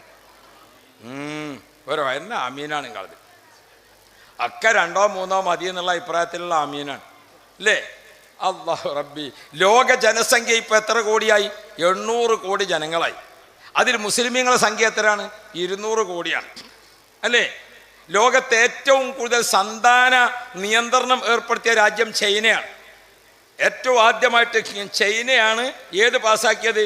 1 കുട്ടി മതി എന്ന് പാസ്സാക്കിയത്. മാത്രമല്ല ചൈന കർശനമായി 1-ലധികം പ്രസവിച്ച പെണ്ണുങ്ങൾക്ക് റേഷൻ കാർഡില്ല, 1-ലധികം പ്രസവിച്ച പെണ്ണുങ്ങൾക്ക് സർക്കാരിൽ ജോലിയില്ല, ഒരാനുകൂല്യമില്ല. അങ്ങനെയാണ് കർശനമാക്കി. ഏകദേശം 100 വർഷത്തോളമായി. ഇപ്പം എന്താ ചൈനയുടെ അവസ്ഥ നിങ്ങൾക്കറിയോ? ചൈനയാണ് ലോകത്തെ ഏറ്റവും കൂടുതൽ ആളുകളുടെ രാജ്യം. പക്ഷേ ചൈനയിലെ ജനങ്ങളിൽ 85% വയസ്സന്മാരാണ്. ആരില്ല? യുവാക്കളില്ല. അത് ഞമ്മക്കും മനസ്സിലാകുന്നുണ്ട്. ചൈനയിൽ നിന്ന് കൊണ്ടുവരുന്ന സാധനങ്ങളൊക്കെ കണ്ടിട്ടുണ്ടെങ്കിൽ ഒരു കൈ കൊണ്ട് എടുക്കാൻ പറ്റിയതാണ്. എന്തുകൊണ്ട്? കനമുള്ളതൊന്നും അവിടെ ഉണ്ടാക്കാൻ പറ്റൂല, ബുഡിച്ചെക്കാൻ ആൾ വേണ്ടേ. ഒക്കെ വയസ്സന്മാരാണ്. ഇപ്പം അവിടെ എന്ത് ചെയ്തു? ഇപ്പം സർക്കാരിന് ഇത് ബോധ്യപ്പെട്ടു. അടുത്ത ഒരു 5 വർഷത്തിൻ്റെ ഉള്ളിൽ ചൈനയെ കവച്ചു വെക്കുന്ന ജനസംഖ്യയിലേക്ക് ഇന്ത്യ പോവുകയാണ്. ഇന്ത്യയുടെ ശക്തി എന്താണ്? ഇന്ത്യ പുറം ലോകത്തെ മുഴുവനും നമ്മുടെ പട്ടാളത്തെക്കാൾ ശക്തിയാണ് രാജ്യത്തെ യുവശക്തി. അപ്പോ ചൈനയെ സംബന്ധിച്ചിടത്തോളം ഇപ്പൊ ചൈന നിയമം മറിച്ചു പാസാക്കി. എന്താണിത്? എല്ലാ പെണ്ണുങ്ങളോടും 2 പ്രസവിക്കാൻ പറഞ്ഞു. ഒറ്റ പെണ്ണും തയ്യാറില്ല. എന്തുകൊണ്ട്? 75-80 കൊല്ലമായിട്ട് ഒരു കുട്ടി തന്നെയാണ്. 2ാമത് പ്രസവിക്കാൻ പറ്റും, ഒറ്റ പെണ്ണും തയ്യാറില്ല. ഇപ്പൊ ചൈന ഗവൺമെന്റ് എന്ത് ചെയ്തു? ആനുകൂല്യം പ്രഖ്യാപിച്ചു. പ്രസവ ചെലവ് മാത്രമല്ല, ആ കുട്ടിൻ്റെ വിദ്യാഭ്യാസം, ആ ഉമ്മാക്ക് പ്രത്യേക ആനുകൂല്യം, 3, 4, 5 ഒക്കെ പ്രസവിച്ച അത്ര ആനുകൂല്യം പാസാക്കി. പക്ഷെ ഒറ്റ പെണ്ണുങ്ങളും കേൾക്കണില്ല. നമ്മളെ കേരളത്തിൽ ഒരു പെണ്ണിനെ ചൈനക്കാരൻ കെട്ടീനി. ആ കഥങ്ങൾ കേട്ടീന? അല്ലാഹു റബ്ബി. ചൈന നമ്മളെ ഇവിടെ ഉണ്ട് ഒരു സ്ഥലം, എന്താണ് കാനഡ വളവിൽ അവിടെ. അപ്പോൾ അവിടെ ഒരു പെണ്ണിനെ കല്യാണം കഴിച്ചത് ആരാ അറിയോ? ചൈനക്കാരനൊരു ചെറുപ്പക്കാരനാണ്. ഓൻ വന്ന് കല്യാണം കഴിച്ച് ഇപ്പോൾ ഭാര്യയും ഭർത്താവുമായിട്ട് ജീവിക്കണതിൻ്റെ അടിയിൽ ഓക്ക് ഗർഭായി. അള്ളാഹു റബ്ബി, ഓള് പ്രസവിച്ചു. മൂന്നാമത്തെ ദിവസം കുട്ടി മരിച്ചു. അപ്പം എത്ര സങ്കടം ഉണ്ടാവും? അപ്പം ഈ പെണ്ണിങ്ങനെ കരയാണ്, എനിക്കിത് ആദ്യം അറിയാം അത് പറഞ്ഞാണ്ടാ കരയണത്. അപ്പം ചങ്ങാഴ്ചകളും കുടുംബക്കാരൊക്കെ ചോദിച്ചു, എന്താ ഈ പറയണത് ചോദിച്ചു. ഇത് ചൈനൻ്റെ സാധനമല്ലേ, എത്ര ഗ്യാരണ്ടി ഉണ്ടാവുള്ളൂ. അല്ലാഹു റബ്ബി, ഇഞ്ഞ് കരഞ്ഞിട്ട് കാര്യമില്ല, അതൊക്കെ സമയത്ത് നോക്കേണ്ട സംഗതിയാണ്. ഇത് ചൈനൻ്റെതാണ്, ഇഞ്ഞ് കരഞ്ഞിട്ട് കാര്യമുണ്ടോ? ഞാൻ ഓർമ്മപ്പെടുത്തുന്നത്, നമ്മുടെ കുട്ടികളെ സംബന്ധിച്ച് നബി മുഹമ്മദുർ റസൂലുള്ളാഹ് ഒരു സ്വഹാബി റസൂലുള്ളാഹിന്റെ അടുക്കൽ വന്നിട്ട് പറഞ്ഞു, നബിയെ, ഞാനൊരു കല്യാണം കഴിക്കാൻ ഉദ്ദേശിക്കുന്നുണ്ട്. എവിടുന്നാ കല്യാണം എന്ന് ചോദിച്ചു. കാര്യങ്ങളൊക്കെ പറഞ്ഞു. അപ്പം ആ ചെറുപ്പക്കാരൻ പറഞ്ഞു, നബിയെ, ഞാൻ കല്യാണം അന്വേഷിച്ച് നോക്കുമ്പോൾ ആ തറവാട്ടിൽ പെണ്ണുങ്ങൾ അധികം കുടുംബമില്ലാത്ത വീടാണത്. അധിക പ്രസവം അവിടെ ഇല്ല. കൂടിയാൽ ഒരു കുട്ടി. ചില പെണ്ണുങ്ങൾക്കൊന്നും ആ കുടുംബത്തിൽ മക്കളില്ല. അങ്ങനത്തെ ഒരു കുടുംബമാണ് ഞാൻ അന്വേഷിച്ചത്. അള്ളാഹുവിൻ്റെ റസൂല് പറഞ്ഞു, അധികമായി പ്രസവിക്കുന്ന കുടുംബത്തിൽ നിന്ന് കല്യാണം കഴിച്ചോ. ഇന്നി ഉബാഹിബിക്കും യൗമൽ ഖിയാമ, നാളെ അന്ത്യനാളിൽ ലക്ഷക്കണക്കായ അമ്പിയാക്കളും ഉമ്മത്തികളും വരുമ്പോൾ എൻ്റെ ഉമ്മത്തികൾ ഏറ്റവും കൂടുതലുണ്ടാവണം. നിങ്ങളെ കാണിച്ചു കൊടുത്തുകൊണ്ട് ഞാൻ അള്ളാഹുവിനോട് അഭിമാനിക്കുമെന്ന് മുഹമ്മദുർ റസൂലുള്ളാഹ്. നമ്മളെ ഉമ്മമാരും ഉപ്പമാരും ഒക്കെ മനസ്സിലാക്കണം, നാളെ അള്ളാഹ് റസൂലിൻ്റെ അടുക്കേക്കാണ് പോകുമ്പോൾ നമുക്കൊരു പെണ്ണ് ഒരു 10 പ്രസവിച്ചാൽ, പഴയ പെണ്ണുങ്ങൾക്കൊക്കെ എന്താണ് 8ഉം 10ഉം കുട്ടികളുണ്ടാവില്ല പണ്ടൊക്കെ ഓരോ വീട്ടിൽ ഇല്ലേ? അല്ലാഹു റബ്ബി, എൻ്റെ വീട്ടിൽ എൻ്റെ അമ്മാക്കും പാപ്പാക്കും ഞങ്ങൾ 9 മക്കളാണ്. 9 മക്കളാണ്. ഞാൻ വീട്ടിൽ സെൻട്രൽ ഫോർവേഡാണ്. മേലെന്ന് താഴേക്ക് എണ്ണാലും 5ാമത്തെ ആളാണ്, താഴെന്ന് മേലേക്ക് എണ്ണാലും 5ാമത്തെ ആളാണ്. പ്രത്യേക ആനുകൂല്യമൊന്നുമില്ല, ഈ പോക്ക് ഇങ്ങനെയാണ് പോകാം. പക്ഷെ ഞാനിങ്ങനെ നോക്കുമ്പോഴേ എൻ്റെ വാപ്പ ഒരു ചെറിയ മൂല്യമാണ്. പരിസരത്തൊക്കെ ഇങ്ങനെ യാസീനോതും നിസ്കാരപ്പള്ളിക്കൽ ഇമാമും ഒക്കെ ആയിട്ട്. പക്ഷെ ഉപ്പാക്കൊരു വലിയ ഗുണം ഉണ്ടായിരുന്നു. എന്താ? എല്ലാ മാസവും 5-6 പ്രാവശ്യം ഖുർആൻ ഖത്തം തീർക്കും. ഉപ്പ ഖുർആൻ ഖത്തം തീർത്തിട്ട് ദ്വാർന്നതിൻ്റെ ഫലമാണ് ഞാൻ നിങ്ങളെടുത്ത് എഴുന്നേറ്റ് നിൽക്കാനായത്. മാതാപിതാക്കളെ ദുആ മക്കൾക്ക് വല്ലാത്ത ഫലം ചെയ്യും. ഒരു മാതാവും പിതാവും മക്കൾ എന്തൊക്കെ കളിച്ചാലും നീ നന്നാവൂലടാ, വാപ്പാൻ്റെ പൊരുത്തം എനിക്ക് ഉണ്ടാകൂലടാ, ഉമ്മ എനിക്ക് പൊരുത്തം തരൂലടാ, അങ്ങനത്തെ വാക്ക് ഒരു ഉമ്മയും വാപ്പയും മക്കളോട് പറയാൻ പാടില്ല, ഒരിക്കലും പറയാൻ പാടില്ല. നൂഹ് നബി അലൈഹിസ്സലാമിന് കപ്പലിൽ യാത്ര ചെയ്യുന്നിടത്ത് മകൻ കപ്പലിൽ കയറാതെ നശിക്കാൻ പോണ സമയത്തും നൂഹ് നബി എങ്ങനെ വിളിച്ചത്? യാ ബുനയ്യ, പൊന്നുമോനെ, ഇർക്കം മഅന. യാ ബുനയ്യ, പൊന്നുമോനെ. എടാ ബലാലേ എന്നല്ല വിളിച്ചത്. എന്താ വിളിച്ചത്? യാ ബുനയ്യ, എൻ്റെ പൊന്നുമോനെ, ഈ കപ്പലിൽ കയറിക്കോ. കണ്ട നിങ്ങൾ? യാ ബുനയ്യ. ബഹുമാനപ്പെട്ട ഇബ്രാഹിം നബി അലൈഹി സ്വലാം മോനെ വിളിച്ചത് എങ്ങനെ? യാ ബുനയ്യ ഇന്നി അറാ ഫിൽ മനാമി അന്നി അദ്ബഹുക. മോനെ, ഉപ്പാക്കള്ള സ്വപ്നം കാണിച്ചിട്ടുണ്ട്, നിന്നെ അറുത്തു കൊടുക്കാനാണ്. യാ ബുനയ്യ. ബഹുമാനപ്പെട്ട ലുഖ്മാൻ ഹക്കീം റളിയല്ലാഹു അൻഹു മോനെ വിളിക്കുന്നത് എങ്ങനെ? യാ ബുനയ്യ അഖിമിസ്സലാഹ്. പൊന്നു മോനെ. മക്കളെ നമ്മൾ വിളിക്കുമ്പോൾ എപ്പോഴും മോനെ, മോളെ എന്ന് ഓമനിച്ച് വിളിക്കണം, താലോലിച്ച് വിളിക്കണം. മക്കൾക്ക് വേണ്ടി മാതാപിതാക്കൾ ദ്വാർക്കണം. അത് വല്ലാത്ത ദുആ. എൻ്റെ ഉപ്പാൻ്റെ ദുആയാണ് ഞാൻ എന്നുള്ള ഉറപ്പാണ് എനിക്ക്. ഉപ്പ മരണപ്പെട്ട് 20 കൊല്ലം കഴിഞ്ഞിട്ടാണ് ഉമ്മ മരണപ്പെട്ടത്. നമ്മളെ മാതാപിതാക്കൾക്കൊക്കെ അള്ളാഹു സ്വർഗം കൊടുക്കട്ടെ. ഉപ്പ മരണപ്പെട്ട് എത്ര കൊല്ലമായി? 20 കൊല്ലം കഴിഞ്ഞിട്ടാണ് ഉമ്മ മരിക്കുന്നത്. പക്ഷേ ഉമ്മ ഭയങ്കര ഡിമാൻഡിലാണ് ജീവിച്ചത്. എന്താ കാര്യം? ഞങ്ങൾ 9 മക്കളും പരിസരത്ത് തന്നെയാണ് താമസിക്കുന്നത്. ഒരു 3 കിലോമീറ്ററിൻ്റെ ഉള്ളിലാണ് ഞങ്ങൾ 9 ആളും താമസിക്കുന്നത്. ഒരാഴ്ചക്ക് എത്ര ദിവസം? ആഴ്ചക്ക് 7 ദിവസം. ഉമ്മ ഓരോരോ ദിവസം ഓരോരോ മക്കളെടുത്ത് നിന്നാലും 2 ദിവസം ബാക്കിയാണ്. 2 ദിവസം ബാക്കി. അത് അമ്മക്ക് ലാഭമായത്. എൻ്റെ അമ്മാനെ എൻ്റെ വീട്ടിലേക്ക് കിട്ടണമെങ്കിൽ ചുരുങ്ങിയത് ഒരാഴ്ച മുമ്പ് പറയണം, അമ്മാനെ ബുക്ക് ചെയ്യണം, എന്നെങ്കിലേ കിട്ടുള്ളൂ. ഞാനൊരു ദിവസം വെള്ളിയാഴ്ച രാവിലെ ഉമ്മാൻ്റെ അടുത്ത് എന്നിട്ട് പറഞ്ഞു, ഉമ്മ ഇന്ന് ഞാൻ ദൂരെ ഒന്നും പോണില്ല, ഞാൻ ജുമയൊക്കെ നാട്ടിൽ തന്നെ ഉണ്ട്, അതുകൊണ്ട് ഉമ്മ ഉച്ചക്കത്തെ ചോറിന് എൻ്റെ ഒപ്പം പോരുന്നത്. അതൊന്നും പറ്റൂല മോനെ, ഞാൻ എന്നോട് കാക്ക 3 ആഴ്ച മുമ്പ് ചെല്ലാൻ വേണ്ടി പറഞ്ഞത്, ഞാൻ അങ്ങോട്ട് പോവുകയാണ്. ഉമ്മാനെ ഒരിക്കലും നമുക്ക് അന്ന് പോയാൽ കിട്ടൂല, ഉറപ്പന്നെ. അല്ല പിന്നെ എനിക്ക് ഉമ്മാനെ കിട്ടണമെങ്കിൽ എന്ത് വേണം? ഉമ്മ അന്ന് പോകാൻ നിശ്ചയിച്ചത് ആയിരത്തിക്കാന്ന് വെച്ചാൽ ഓരോട് ഞാൻ പറയണം, ഞാൻ ഉമ്മാനെ ഞാൻ കൊണ്ടുപോവുകയാണ്. നല്ല കാരണം എന്താ? ഉമ്മ ആഴ്ചക്ക് 7 ദിവസമുള്ളൂ, ഉമ്മക്ക് 9 മക്കളാണ്. നല്ല ഡിമാൻഡിലല്ലേ ജീവിച്ചത്. എല്ലാ നോമ്പിൻ്റെ പെരുന്നാക്കും ആൺകുട്ടികളും പെൺകുട്ടികളും വ്യത്യാസമില്ലാതെ ഞങ്ങളെല്ലാവരും ഉമ്മാക്ക് ഡ്രസ്സ് വാങ്ങും. ഉമ്മാക്കൊരു മാക്സിയും ഉമ്മാക്കൊരു പാവാടിയും ഞങ്ങളെല്ലാം 9 ജോഡി ഉണ്ടോ എല്ലാ പെരുന്നാക്കും കിട്ടും. ഉമ്മ ഒഫാത്തായപ്പോൾ തീരെ ഉപയോഗിക്കാത്ത പുതിയതെന്നെങ്ങനെ ഉമ്മാൻ്റെ ചങ്ങാഴ്ചകളായ ആ പ്രദേശത്തുള്ള ആളുകൾക്കൊക്കെ ഞങ്ങൾ എടുത്തിട്ട് ആ താഴ്സിയത്തിൻ്റെ അന്ന് ദ്വായൻ്റെ അന്ന് എല്ലാ സഹോദരിമാർക്കും ഉമ്മാൻ്റെത് പുതിയത് ഇങ്ങനെ എന്താ എല്ലാവരും കൊണ്ടേ കൊടുക്കും ഉമ്മാക്ക്. ഓ പ്രിയപ്പെട്ടവരെ, മാതാപിതാക്കൾ ആലോചിക്കണം. നമുക്ക് മക്കളുണ്ടായിക്കോട്ടെ, അത് അള്ളാഹുവാണ് നിയന്ത്രിക്കുന്നവൻ, അള്ളാഹുവാണ് മക്കളെ തരുന്നവൻ. എത്ര മക്കളുണ്ടായാലും നഹ്നു നർസുഖുക്കും വഇയ്യാക്കും, നിങ്ങളെ റിസ്ക്കിൻ്റെ കാര്യം അള്ളാഹ് ഏറ്റെടുത്തതാണ്. അതുകൊണ്ട് ജനിക്കാൻ പോകുന്ന മക്കളെ കൂട്ടത്തിൽ AP ഉസ്താദിനെ പോലത്തെ ആര്യമുണ്ടാകാം, ജനിക്കാൻ പോണ മക്കളെ കൂട്ടത്തിൽ കണ്ണിയത്ത് ഉസ്താദിനെ പോലത്തെ ആര്യമുണ്ടാകാം. അള്ളാഹു റബ്ബി ജനിക്കാൻ പോകുന്ന മക്കളെ കൂട്ടത്തിൽ അള്ളാഹു റബ്ബി വലിയ വലിയ ആളുകൾ ഉണ്ടാകാം. അവരെ നമ്മൾ ജനിക്കുന്നതിന് മുമ്പ് കൊന്നുകളയല്ലേ. അള്ളാഹുവാണ് ഭക്ഷണം തരുന്നവൻ, അള്ളാഹുവാണ് എല്ലാം കണക്കാക്കുന്നവൻ. നമ്മൾ എന്താക്കണ്ട, കണക്കിന് എതിര് നിൽക്കണ്ട. മക്കൾ നല്ല പോലെ ഉണ്ടായി കല്യാണം കഴിച്ചു കൊണ്ടുവന്നാൽ എന്താണ് നമ്മെ പഠിപ്പിക്കുന്നത്? ബഹുമാനപ്പെട്ട എന്താണ് പറയുക, അനസ് ബിൻ മാലിക് റളിയല്ലാഹു അൻഹു, അനസ് റളിയല്ലാഹു അൻഹു പറയാണ്, മാ റഅയ്തു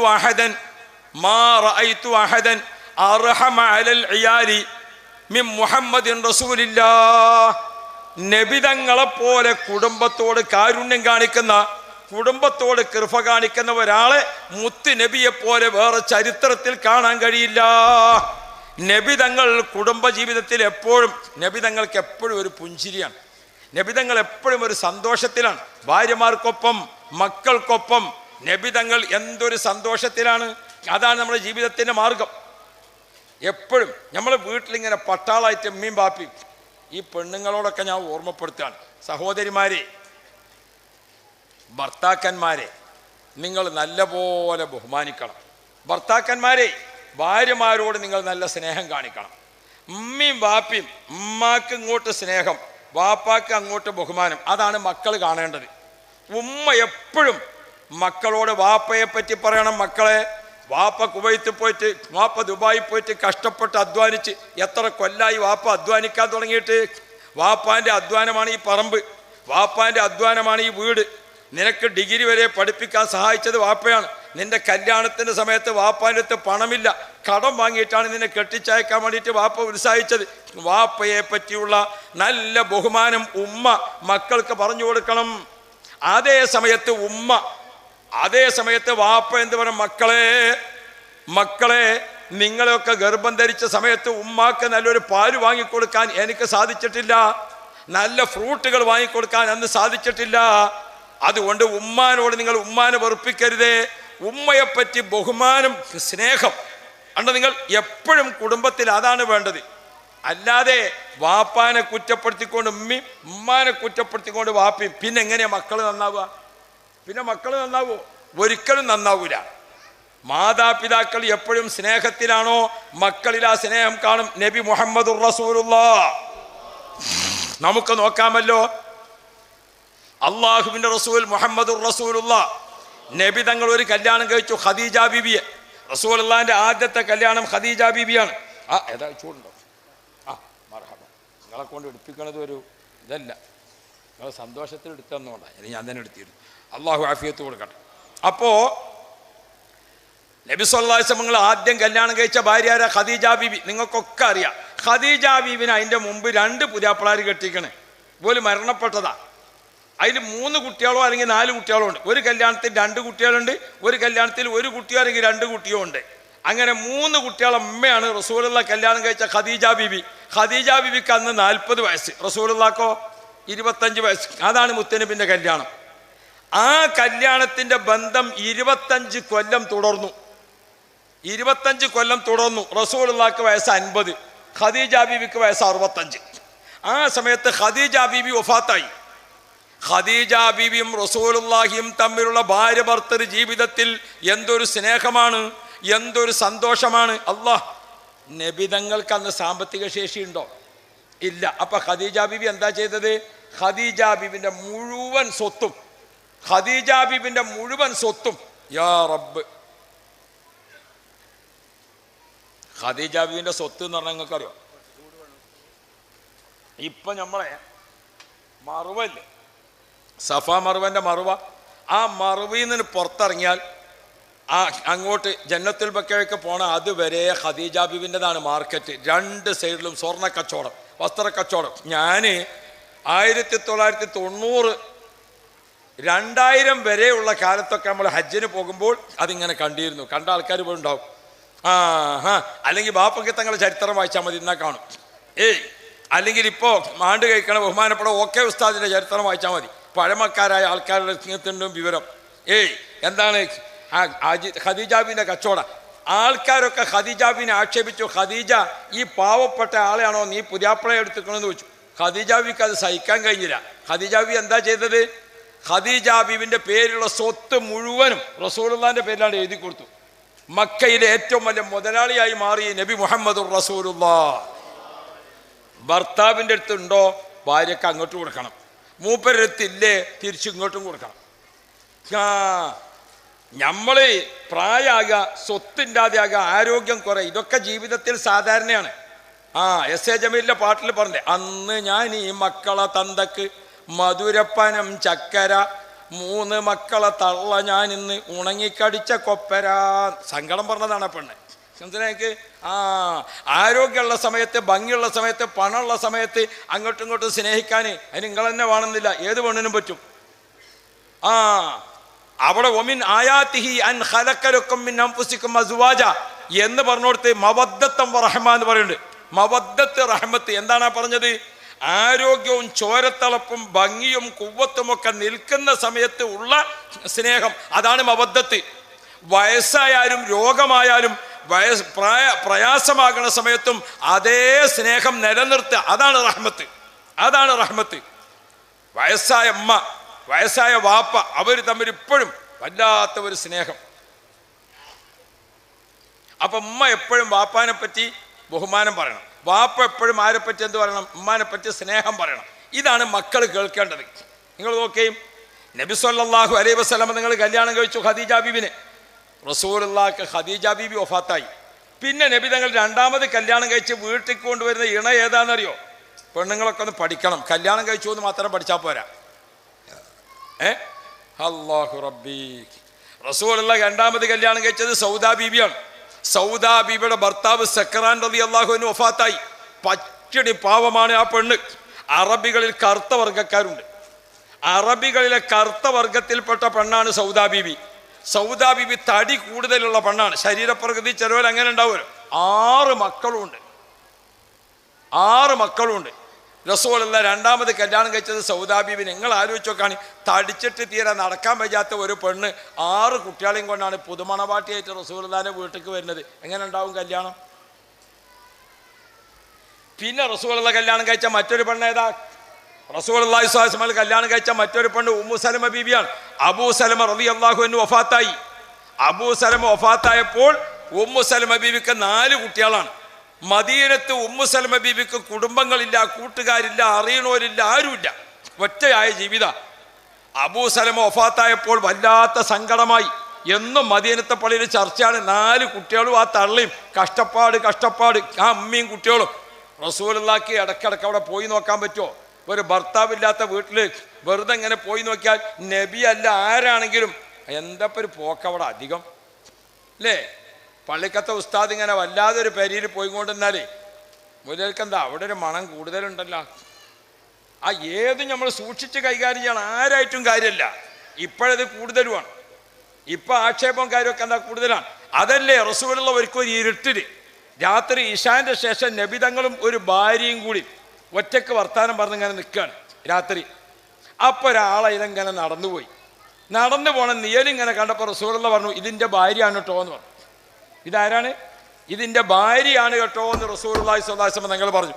അപ്പോൾ ആ സ്വഹാബി പറഞ്ഞു, നബിയെ ഞങ്ങൾ ആരെങ്കിലും തങ്ങളെ സംശയിക്കുമോ എന്ന് ചോദിച്ചു. എൻ്റെ മനസ്സിൽ വെറുതെ ഒരു വിചാരം വരണ്ടല്ലോ, അതുകൊണ്ടാണ് ഞാൻ പറഞ്ഞത്. അപ്പോൾ അതാ പറഞ്ഞത്, മനുഷ്യൻ്റെ മനസ്സിൽ എപ്പോഴും അല്ലതി, അതാ പറഞ്ഞത്. അവിടെ നിൽക്കണം നമ്മൾ. മനുഷ്യൻ്റെ മനസ്സിൽ ആവശ്യമില്ലാത്ത യുവസ്ബിസ് ഉണ്ടാക്കി കൊടുക്കും. അതാ ഇതാണ് റസൂലുള്ളാഹി സ്വല്ലല്ലാഹു അലൈഹി വസല്ലം. രണ്ടാമത് റസൂലുള്ള മറ്റൊരു കല്യാണം കഴിച്ചത് ഉമ്മു സലമ ബീവി. അതിലൊരു സംഗതി കേട്ടോ നിങ്ങൾ പഠിക്കണ്ടേ. ഭർത്താക്കന്മാർ ഭാര്യമാരുടെ സ്വഭാവത്തിലും ഭാര്യമാർ ഭർത്താക്കന്മാരുടെ സ്വഭാവത്തിലും ക്ഷമിക്കണം. ചിലപ്പോഴൊക്കെ നമ്മൾ ദേഷ്യം പിടിക്കുമല്ലേ, അവിടെ ക്ഷമിക്കാൻ കൂടുതലും പെണ്ണുങ്ങൾ നല്ലോണം ക്ഷമിക്കണം. അള്ളാഹു നമ്മളെ സഹോദരിമാർക്കൊക്കെ റായത്ത് കൊടുക്കട്ടെ. നിങ്ങൾ ആമീനൊരു ഉഷാറില്ലല്ലോ. നമുക്ക് രണ്ടു കൂട്ടർക്കും അള്ളാഹു തരട്ടെ. അത് ശരി, ഓർക്ക് മാത്രം തുറന്നപ്പോഴാണ് നിങ്ങളൊരു എന്ന ആമീൻ പറഞ്ഞതിലേ. ഞാൻ വിചാരിച്ചത് നിങ്ങൾ വലിയ സ്നേഹത്തിലാണ്. അപ്പോൾ അള്ളാഹുവെ ഞങ്ങളെ ഭാര്യ ഭർത്തൃ ജീവിതം റാഹത്തിലാക്കണേ അല്ല. റസൂൽ സ്വല്ലല്ലാഹു അലൈഹി വസല്ലം ഞങ്ങൾ കല്യാണം കഴിക്കാൻ വേണ്ടി ഉമ്മു സലമ ബീവി പറ്റ കഷ്ടപ്പാടിലാണ്. നബി തങ്ങൾ ഈ കല്യാണം കഴിക്കുന്നതൊക്കെ എന്തിനാണെന്നറിയോ? വിധവയായ പെണ്ണിനും യതീമായ മക്കൾക്കും ഒരു സംരക്ഷണം കൊടുക്കണം. അതിനാ റസൂലുള്ളാഹിന്റെ കല്യാണം. റസൂലുള്ള കല്യാണം കഴിച്ചു കൊടുത്തതിന് ആയിഷാ ബീവി മാത്രമേ കന്യകയുള്ളൂ. അതിനെന്തിനാ കല്യാണം കഴിച്ചത് ആയിഷാ ബീവിനെ?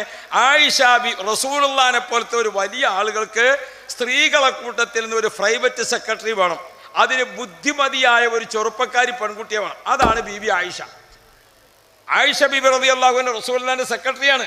അതുകൊണ്ട് തന്നെ ലോകാവസാനം വരെ വരാനിരിക്കുന്ന പെണ്ണുങ്ങൾക്ക് എന്തൊക്കെ പ്രശ്നമുണ്ടോ, ഹൈലിന്റെ പ്രശ്നം, നിഫാസിന്റെ പ്രശ്നം, സ്വത്താവകാശത്തിന്റെ പ്രശ്നം, അത് മുഴുവനും ആരാണ് പഠിപ്പിച്ചു കൊടുത്തത് ലോകത്തിന്? ആയിഷ ബീബി റളിയല്ലാഹു അൻഹയാണ്. ഒരു പെണ്ണ് ഉമ്മയായിരിക്കുമ്പോൾ കിട്ടുന്ന സ്വത്താവകാശം, ഭാര്യ ആയിരിക്കുമ്പോൾ കിട്ടുന്ന സ്വത്താവകാശം, അതേപോലെ തന്നെ നമ്മൾ മകളാകുമ്പോൾ പെങ്ങളാകുമ്പോൾ ഇവിടെയൊക്കെ ആയിഷ ബീവിയാണ് ലോകത്തിന് പഠിപ്പിച്ചത്. പെണ്ണുങ്ങൾ എന്താ നബി തങ്ങളെ കൂടെ നിന്നുകൊണ്ട് എല്ലാ കാര്യങ്ങളും ചോദിച്ചറിഞ്ഞു. ആയിഷ ബീവിക്ക് പ്രായം ചെറുപ്പമാണ്. ആയിഷ ബീവിക്ക് വയസ്സ് 18 സമയത്താണ് റസൂലുള്ള 63 വഫാത്താകുന്നത്. നോക്കി, റസൂലുള്ള 63 വഫാത്താകുമ്പോൾ ആയിഷ ബീവിന്റെ വയസ്സെത്ര? 18. പിന്നെ ആയിഷ ബീവി അടക്കമുള്ള ഭാര്യമാരെ കല്യാണം കഴിക്കാൻ ആർക്കെങ്കിലും പാടുണ്ടോ? ഇല്ല. എന്തുകൊണ്ട്? അവർ നമ്മളെ ഉമ്മമാരാണ്.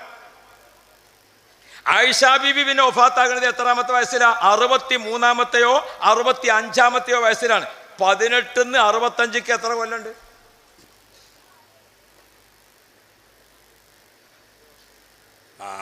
നിങ്ങളോട് പതി ചോദിച്ചിട്ട് കാര്യമില്ല.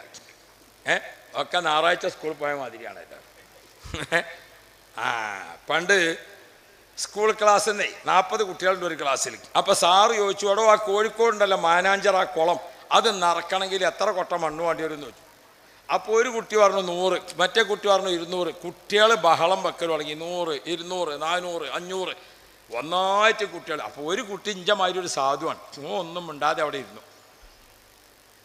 ഇവരെ ഈ ബഹളമൊക്കെ കഴിഞ്ഞ ശേഷം സാറ് ചോദിച്ചു, എടോ നീ ഒന്നും പറഞ്ഞില്ലല്ലോ, എത്ര കൊട്ടയാവും എന്ന് ചോദിച്ചു. അപ്പോൾ ആ കുട്ടി പറഞ്ഞു, സാറേ കുളത്തിൻ്റെ അത്ര വലിപ്പമുള്ള കൊട്ടയാണെങ്കിൽ ഒറ്റ കൊട്ട മതിയാവും എന്നാണ്. അല്ലാഹു റബ്ബി, നമ്മളെ കണക്കൊക്കെ കൊട്ടക്കണക്കിലായാൽ പറ്റൂല, കുറച്ചൊക്കെ നമ്മളെത്തി വിവരം വേണം. അല്ലാഹുവിന് ഖൈർ നൽകണേ അല്ലാ. ബഹുമാനപ്പെട്ട റസൂലുള്ള കല്യാണം കഴിച്ചപ്പോൾ ഉമ്മു സലമ ബീവിനെ കല്യാണം കഴിക്കുന്നത് ആ വിധവയായ പെണ്ണിനും കുട്ടികൾക്കൊരു സംരക്ഷണം കിട്ടാനാ. അതാ റസൂലുള്ളാഹിന്റെ കല്യാണം. അപ്പോൾ ഉമ്മു സലമ ബീവി കഷ്ടപ്പെട്ട് നിൽക്കുമ്പോൾ ഖൗലത്ത് ബീവി റളിയല്ലാഹു അൻഹ ചെന്നിട്ട് പറഞ്ഞു, ഉമ്മു സലമോ, ഓ ഞാൻ റസൂലുള്ളാഹിന്റെ അടുത്ത് വരികയാണ്, നിനക്കൊരു സന്തോഷ വാർത്ത ഉണ്ട്. എന്തേന്ന് ചോദിച്ചു. റസൂലുള്ള നിന്നെ കല്യാണം കഴിക്കാൻ ഉദ്ദേശിക്കുന്നുണ്ട്. അതാണ് കേട്ടപ്പോൾ ഉമ്മു സലമ ബീവിൻ്റെ 2 കണ്ണുന്നും ഒന്നായിട്ട് കണ്ണുനീരിന് വന്നു, ഒന്നായിട്ട് കണ്ണുനീര്. അപ്പോൾ ചോദിച്ചു, എന്തേന്ന് ചോദിച്ചു. എനിക്ക് മുത്തുനബിനെ പുതിയാപ്പിളായി കിട്ടുകയെന്ന് പറഞ്ഞാൽ ഞാൻ വലിയ ഭാഗ്യവതിയോ? എന്താണ്, ഞാൻ ഉമ്മഹാത്തുൽ മുഅ്മിനീൻ എന്ന പദവിയിലേക്ക് ഉയരും, സ്വർഗം ഉറപ്പാകും. പക്ഷേ എനിക്കൊരു സങ്കടമുണ്ട്, അതെനിക്ക് റസൂലുള്ളാഹിനോട് പറയണം. അതിൻ്റെ മുമ്പ് നിക്കാഹ് പറ്റൂല, എനിക്കൊരു സങ്കടം പറയാണ്ട്. അപ്പോൾ ഖൗലത്ത് ബീബി പോയിട്ട് റസൂലുള്ളാഹിനോട് പറഞ്ഞു, കല്യാണത്തിന് മുമ്പ് ഉമ്മു സലമക്ക് എന്തോ പറയാണ്ട് എന്ന് പറഞ്ഞു. റസൂലുള്ളാഹി തങ്ങൾ അവിടെ എത്തി. ഉമ്മു സലമാനോട് പോയിട്ട് ചോദിച്ചു, ഉമ്മു സലമ എന്തേ നിങ്ങൾക്ക് പറയാനുള്ളത് എന്ന് ചോദിച്ചു. അപ്പോൾ ഉമ്മു സലമ ബീബി പറഞ്ഞു, നബിയേ നിങ്ങളെന്നെ കല്യാണം കഴിക്കുന്നുവെന്ന് കേട്ടപ്പോൾ എത്രയാണ് എൻ്റെ സന്തോഷം, പക്ഷെ അതിനേക്കാൾ എനിക്ക് ബേജാറുണ്ട്. എന്തേന്ന് ചോദിച്ചു.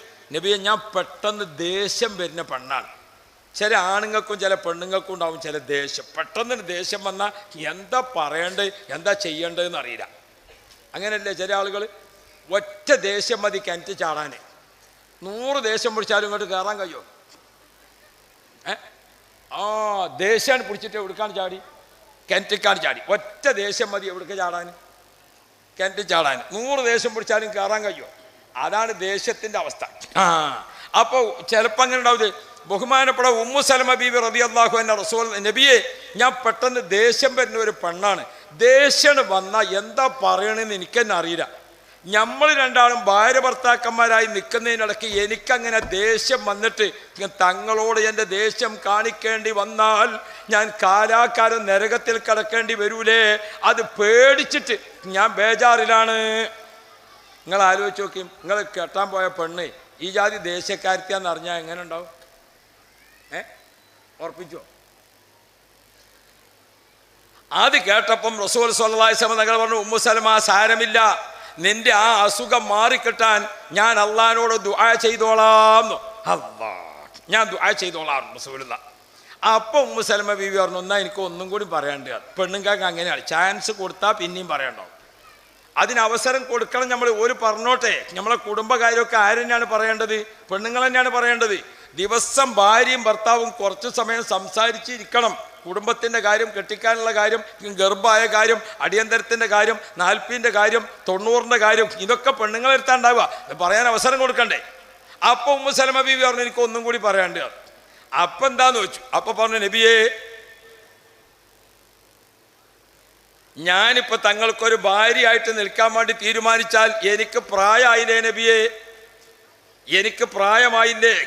അപ്പം തങ്ങളോടൊപ്പം ഒരു ഇണയും തുണയുമായിട്ട് നിൽക്കാൻ എൻ്റെ ഈ പ്രായമായ സമയത്ത് കഴിയുമോ? അപ്പോൾ റസൂലുള്ളാഹി തങ്ങൾ പറഞ്ഞു, അതിൽ ബേജാറാകേണ്ട ഉമ്മു സലമ, എനിക്കും പ്രായമായില്ലേ, ഞമ്മക്ക് രണ്ടാക്കും സഹകരിച്ച് പോകാലോ. അപ്പം അൽഹംദുലില്ലാഹ്. അപ്പം ഉമ്മു സലമ ബി പറഞ്ഞു, എന്നാൽ എനിക്ക് ഒന്നും കൂടി പറയാണ്ട്. അതങ്ങനെയാണ്, പെണ്ണുങ്ങൾക്ക് ചാൻസ് കൊടുത്താൽ പിന്നെ അത് നല്ലോണം പറയാനുണ്ടാവും. നിങ്ങൾ കൊടുക്കായിട്ടാണ് പ്രശ്നങ്ങളൊക്കെ ഉണ്ടാകുന്നത്. കൊടുക്കണം നമ്മൾ അവസരം. അപ്പോൾ അതെന്താന്ന് വെച്ചു. അപ്പോൾ ഉമ്മു സലമ ബീവി പറഞ്ഞു, നബിയെ, എങ്ങനെയെങ്കിലുമൊക്കെ ഒപ്പിച്ച് നമുക്ക് ജീവിക്കാമെന്ന് വെച്ചാലും എനിക്കൊരു വിഷമമുണ്ട്. എന്തേ ഉമ്മു സലമ? എനിക്ക് 4 മക്കളാണ്. ഞാൻ തങ്ങളൊപ്പം കല്യാണം കഴിച്ച് കൂടിയിട്ട് ഈ പൈതം മക്കളെ ഞാൻ സംരക്ഷിക്കാനോ ചെയ്യുക, നിങ്ങളെ ശുശ്രൂഷിക്കാനോ ചെയ്യുക, ഈ മക്കളെ കാര്യം നോക്കുന്നതിനിടയ്ക്ക് തങ്ങളെ കാര്യത്തിൽ എനിക്ക് ബേജാറാകണ്. ആ സമയത്ത് ബഹുമാനപ്പെട്ട റസൂലുള്ളാഹി തങ്ങൾ പറഞ്ഞ മറുപടി നമ്മൾ ആലോചിക്കണം. അപ്പോൾ റസൂലുള്ളാഹി തങ്ങൾ, ഉമ്മു സലമ, നീ ബേജാറാവണ്ട, കല്യാണം കഴിഞ്ഞാൽ മക്കളെ നമുക്ക് രണ്ടാക്കും സംരക്ഷിക്കാമല്ലോ. യാ റബ്ബ് യാ റബ്ബ്. കണ്ടങ്ങൾ, മക്കളെ നമുക്ക് രണ്ടാക്കും സംരക്ഷിക്കാലോ. അങ്ങനെ റസൂലുള്ള കല്യാണം കഴിച്ച ഖദീജ ബീബി വഫാത്തായ ശേഷം 10 ഭാര്യമാർ റസൂലുള്ളാഹിക്കുണ്ട്. ഒറ്റ ഭാര്യമാരിലും മക്കളില്ല. 10 ഭാര്യമാർ റസൂലുള്ളാഹിക്കുണ്ട്, ആരിലും മക്കളില്ല. ആരിൽ മാത്രമാണ് മക്കളുണ്ടായത്? ഖദീജ ബീബിയിൽ മാത്രമാണ് മക്കളുണ്ടായത്. ഖദീജ ബീബിയിലുണ്ടായ മക്കളൊക്കെ ചെറുപ്പത്തിൽ തന്നെ നേരത്തെ വഫാത്തായിപ്പോയി. ആര് മാത്രമാണ് ബാക്കിയായത്? ഫാത്തിമ ബീബി റളിയല്ലാഹു അൻഹ മാത്രമാണ് ബാക്കിയായത്. ഫാത്തിമ ബീബി വഫാത്തായത് എപ്പോഴാ? റസൂലുള്ള വഫാത്തായിട്ട് പിന്നെയും 6 മാസം കഴിഞ്ഞിട്ടാണ്. അന്ന് ഫാത്തിമ ബീബിയുടെ വലുതാകലിനനുസരിച്ച് റസൂലുള്ള ഉപദേശിച്ചിങ്ങനെ വളർത്തി ഫാത്തിമ ബീബിക്ക് ഒരു കല്യാണപ്രായമായപ്പോൾ പലരും കല്യാണ അന്വേഷണമുണ്ട്. പക്ഷേ നബി തങ്ങൾ തെരഞ്ഞെടുത്ത പുതുമണവാളൻ അലി റളിയല്ലാഹു അൻഹു ആണ്. ഞാൻ ഈ ആൺകുട്ടികളോടും പെൺകുട്ടികളോടും പറയാം, മാതാപിതാക്കൾ ഉള്ള കാലത്ത് അവർ തെരഞ്ഞെടുക്കണം നമുക്ക് വേണ്ട ഭാര്യ ഭർത്താക്കളെ, നമ്മൾ സ്വന്തം തെരഞ്ഞെടുക്കലല്ല. ഇപ്പൊ പെൺകുട്ടികളൊക്കെ എന്താണ്, ഓലെന്നെ ഓൽക്കുള്ളത് തിരഞ്ഞെടുക്കണം. നമ്മളോടുന്നൊരു വാപ്പ ചോദിച്ച മകനോട്, എനിക്കൊരു കല്യാണം ഉണ്ടാക്കണ്ടേന്ന് ചോദിച്ചു വെള്ളിയാഴ്ച രാവിലെ. അപ്പോൾ ഓൻ പറഞ്ഞു, നിങ്ങൾ തിരക്കൂട്ടണ്ട, ജുമയൊക്കെയാണ് കഴിഞ്ഞോട്ടെ. അല്ലാഹു റബ്ബി. ഇപ്പോഴത്തെ കുട്ടിയൊക്കെ തുറന്ന് പറയണേന് എന്തില്ല, പെൺകുട്ടികളും അങ്ങനെ തന്നെയാണ്. കല്യാണം അന്വേഷിച്ച പുരുഷൻ്റെ വീട് പെണ്ണ് വന്ന് കണ്ടുമൊക്കെ തൃപ്തിപ്പെട്ട് പോയെങ്കിലേ കല്യാണം നടക്കുള്ളൂ. അതാണ് ഇപ്പോഴത്തെ സംഗതി. അതിലൊന്നും കുഴപ്പമില്ല. പക്ഷേ ഞാൻ എൻ്റെ മക്കളോട് പറയുന്നത്, മക്കളെ, നിങ്ങൾക്കൊരു വിവാഹം എന്ന് പറയുന്നത് നിങ്ങളെ എത്രയോ മുമ്പ് ആഗ്രഹിച്ചിരിക്കുകയാണ് ഉമ്മ. എൻ്റെ മോളൊരു മണവാട്ടിയായി ഇറങ്ങുന്നത് കാണാൻ, എൻ്റെ മോനൊരു പുതിയാപ്പിളായി ഇറങ്ങുന്നത് കാണാൻ, നിക്കാഹിൻ്റെ സദസ്സ് കാണാൻ വാപ്പാക്ക് എത്രയാണ് കൊതി. അതിനിടക്കാണ് വാപ്പാനും ഇമ്മാനും ഒക്കെ മറികടന്നിട്ട് ജാതി നോക്കാതെ മതം നോക്കാതെ മകൻ കോളേജിൽ നിന്ന് വേറെ പെണ്ണിനെ കൊണ്ടുവന്നു, മകള് വേറെ പുതിയാപ്പിളിനെ കൊണ്ടുവന്നു. ഹാഷാവക്കല്ല, അങ്ങനെയുള്ള ബന്ധങ്ങളൊന്നും നീളം പോവുകയില്ല. അള്ളാഹിന്റെ റസൂല് തെരഞ്ഞെടുത്തു, അലി റളിയല്ലാഹു അൻഹുവിനെ പുതുമണവാളനായി തെരഞ്ഞെടുത്തു. ഫാത്തിമയോട് പറഞ്ഞു, അലിയെ കൊണ്ട് നിന്നെ കല്യാണം ഉണ്ടാക്കുകയാണ്. അല്ലാഹു റബ്ബി, കല്യാണത്തിന്റെ ദിവസം അടുത്തു. അലി റളിയല്ലാഹുവിന് പുതിയാപ്പിളയായി വന്നിട്ടുണ്ട്. ആരെ കൂട്ടിപ്പോകാനാ? പുതുപെണ്ണിനെ കൂട്ടിക്കൊണ്ടുപോകാൻ. ഓ പ്രിയപ്പെട്ടവരെ, അപ്പൊ എന്താ സംഭവം? നബി തങ്ങളുടെ വീട്ടിൽ പുതുമണവാട്ടിയായി ഫാത്തിമ ബീബി മണിയറയിൽ നിന്ന് വീട്ടിൽ നിന്ന് ഇറങ്ങിപ്പോകുമ്പോ ഫാത്തിമ ബീബിക്ക് ഉമ്മ എന്ന് വിളിക്കാൻ ഖദീജ ബീബി ജീവിച്ചിരിപ്പില്ല. ഉമ്മമ്മ എന്ന് വിളിക്കാൻ ഒരു വല്യമ്മ ജീവിച്ചിരിപ്പില്ല. ഇക്കാക്ക എന്ന് വിളിക്കാൻ ഒരു ആങ്ങള ജീവിച്ചിരിപ്പില്ല. ഇത്താത്ത എന്ന് വിളിക്കാൻ ഒരു ജ്യേഷ്ഠത്തി ജീവിച്ചിരിപ്പില്ല. ഫാത്തിമ ബീബിക്ക് ആ സ്ഥാനത്തൊക്കെ ആരെന്നെ ഉള്ളൂ? വാപ്പ മുഹമ്മദുർ റസൂലുള്ളാഹ്. അലി റളിയല്ലാഹുവിന് പുതിയാപ്പിളായി വന്നപ്പോൾ ബഹുമാനപ്പെട്ട ഫാത്തിമൂനെ അലി റളിയല്ലാഹുവിനെ ഏൽപ്പിച്ചു കൊടുത്തപ്പോ ഫാത്തിമ ബീബി കുടുകുടാ കരയുകയാണ്. ഉമ്മ എന്ന് പറയാനൊരാളില്ലല്ലോ, ഉമ്മമ്മ എന്ന് വിളിക്കാനൊരാളില്ലല്ലോ, എനിക്ക് ഇക്കാക്ക എന്ന് വിളിക്കാൻ ആങ്ങളയില്ലല്ലോ. അലിയാരോട് ഫാത്തിമ ബീബി അലിയാരോട് റസൂലുള്ളാഹി പറഞ്ഞു, അലിയെ ഫാത്തിമു നിന്റെ കൂടെ വന്നോട്ടെ, നീ അവളോട് ഇപ്പൊ പ്രത്യേകിച്ചൊന്നും പറയണ്ട, കുറച്ച് കഴിഞ്ഞിട്ട് ഞാൻ അങ്ങോട്ട് വരാറുണ്ട്. അങ്ങനെ അലിയാർ ഫാത്തിമൂനെയും കൂട്ടി പോയി. പിന്നീട് റസൂലുള്ളാഹി തങ്ങൾ ആ വീട്ടിൽ ചെന്നു. അലിയാരെ വീട്ടിൽ ചെന്നിട്ട് എന്താ ചെയ്തത്? റസൂലുള്ളാഹി തങ്ങൾ നടുവിലിരുന്നു, അപ്പുറത്തും ഇപ്പുറത്തും ഫാത്തിമു അലിയാരും ഇരുന്നു. അങ്ങനെ റസൂലുള്ള കുറേ നേരം രണ്ടാളെ ചുമലിലേക്കും ഇങ്ങനെ കൈവച്ചു. അലി റളിയല്ലാഹുവിന് ഒരു ഭാഗത്തും ഫാത്തിമ ഒരു ഭാഗത്തും, റസൂലുള്ള നടുക്കും. ഇടക്കിടക്ക് റസൂലുള്ള പോകും. എന്നിട്ട് ഇങ്ങനെ ഇരിക്കുക. റസൂലുള്ള നടുവിലിരിക്കും, അപ്പുറം രണ്ട് മക്കളും ഇരിക്കും. എന്നിട്ട് റസൂലുള്ളാഹി തങ്ങൾ ഫാത്തിമോനോട് പറയും, ഫാത്തിമോ, നിനക്കൊരു ഇണയായി കിട്ടിയിരിക്കുന്ന ഭർത്താവ്, അവൻ്റെ സ്വഭാവം, അവരുടെ പെരുമാറ്റം, ഫാത്തിമ ബീബിക്കൊരു ഭാര്യ ചെയ്യേണ്ടതൊക്കെ വാപ്പ പഠിപ്പിച്ചു കൊടുത്തു. സന്തോഷം, പെരുമാറ്റം എല്ലാം സഹിക്കണം, മറക്കണം, പൊറുക്കണം. അല്ലാഹ്. അലി റളിയല്ലാഹുവിനൊരിക്കൽ പണമില്ലാതെ ദാരിദ്ര്യത്തിലായി. ഓ പെണ്ണുങ്ങളെ, ദുബായിലെ കച്ചവടം നടക്കണില്ല, ഇവിടെയാണെങ്കിൽ വരുമാനമൊന്നും ഉണ്ടാക്കിയിട്ടില്ല. നമ്മളെ കുടുംബത്തിലാണെങ്കിൽ ഒരു കല്യാണത്തിൻ്റെ സമയം വന്നും ചെയ്തു. നിങ്ങളെ ഭർത്താവ് വല്ലാത്ത സാമ്പത്തിക പ്രതിസന്ധിയിലാണ്. ആ സമയത്ത് അവസരം മനസ്സിലാക്കി സംസാരിക്കാൻ ഭാര്യമാര് മുന്നോട്ട് വരണം. അപ്പൊ അവരെ ബുദ്ധിമുട്ടാക്കാൻ പാടില്ല. ഫാത്തിമ ബീബി റളിയല്ലാഹു അൻഹ കഷ്ടപ്പാടിന്റെ പറുദീസയിലാണ്. അലി റളിയല്ലാഹു അൻഹുവിന്റെ കയ്യിൽ ഒറ്റ പൈസ വരുമാനമില്ല. അലി റളിയല്ലാഹു അൻഹു ജോലി തേടി ഇറങ്ങി. മദീനത്ത് ജോലി തേടി ഇറങ്ങി. ജോലി അന്വേഷിച്ചിങ്ങനെ പോകുമ്പോൾ മദീനത്ത് കുറച്ച് ഉയരമുള്ള ഒരു സ്ഥലമുണ്ട്. അവിടെ ഉണ്ട് കുറച്ച് മണ്ണൊക്കെ കൂട്ടിയിട്ടിരിക്കണം. അപ്പോൾ അലിയാർ അങ്ങോട്ട് കയറി ചെന്നു. ഇവിടെ എന്തെങ്കിലും ജോലി ഉണ്ടോ എന്ന് ചോദിച്ചു. അപ്പം ആ വീട്ടിൽ നിന്നൊരു പ്രായമുള്ള ഉമ്മ പറഞ്ഞു, മോനെ, ഇവിടെ ഒരു വീടിൻ്റെ പണി നടക്കുന്നുണ്ട്, പക്ഷേ ഈ മണ്ണ് കൊണ്ടുവന്നിരിക്കുന്നതിലേക്ക് വെള്ളം വേണം.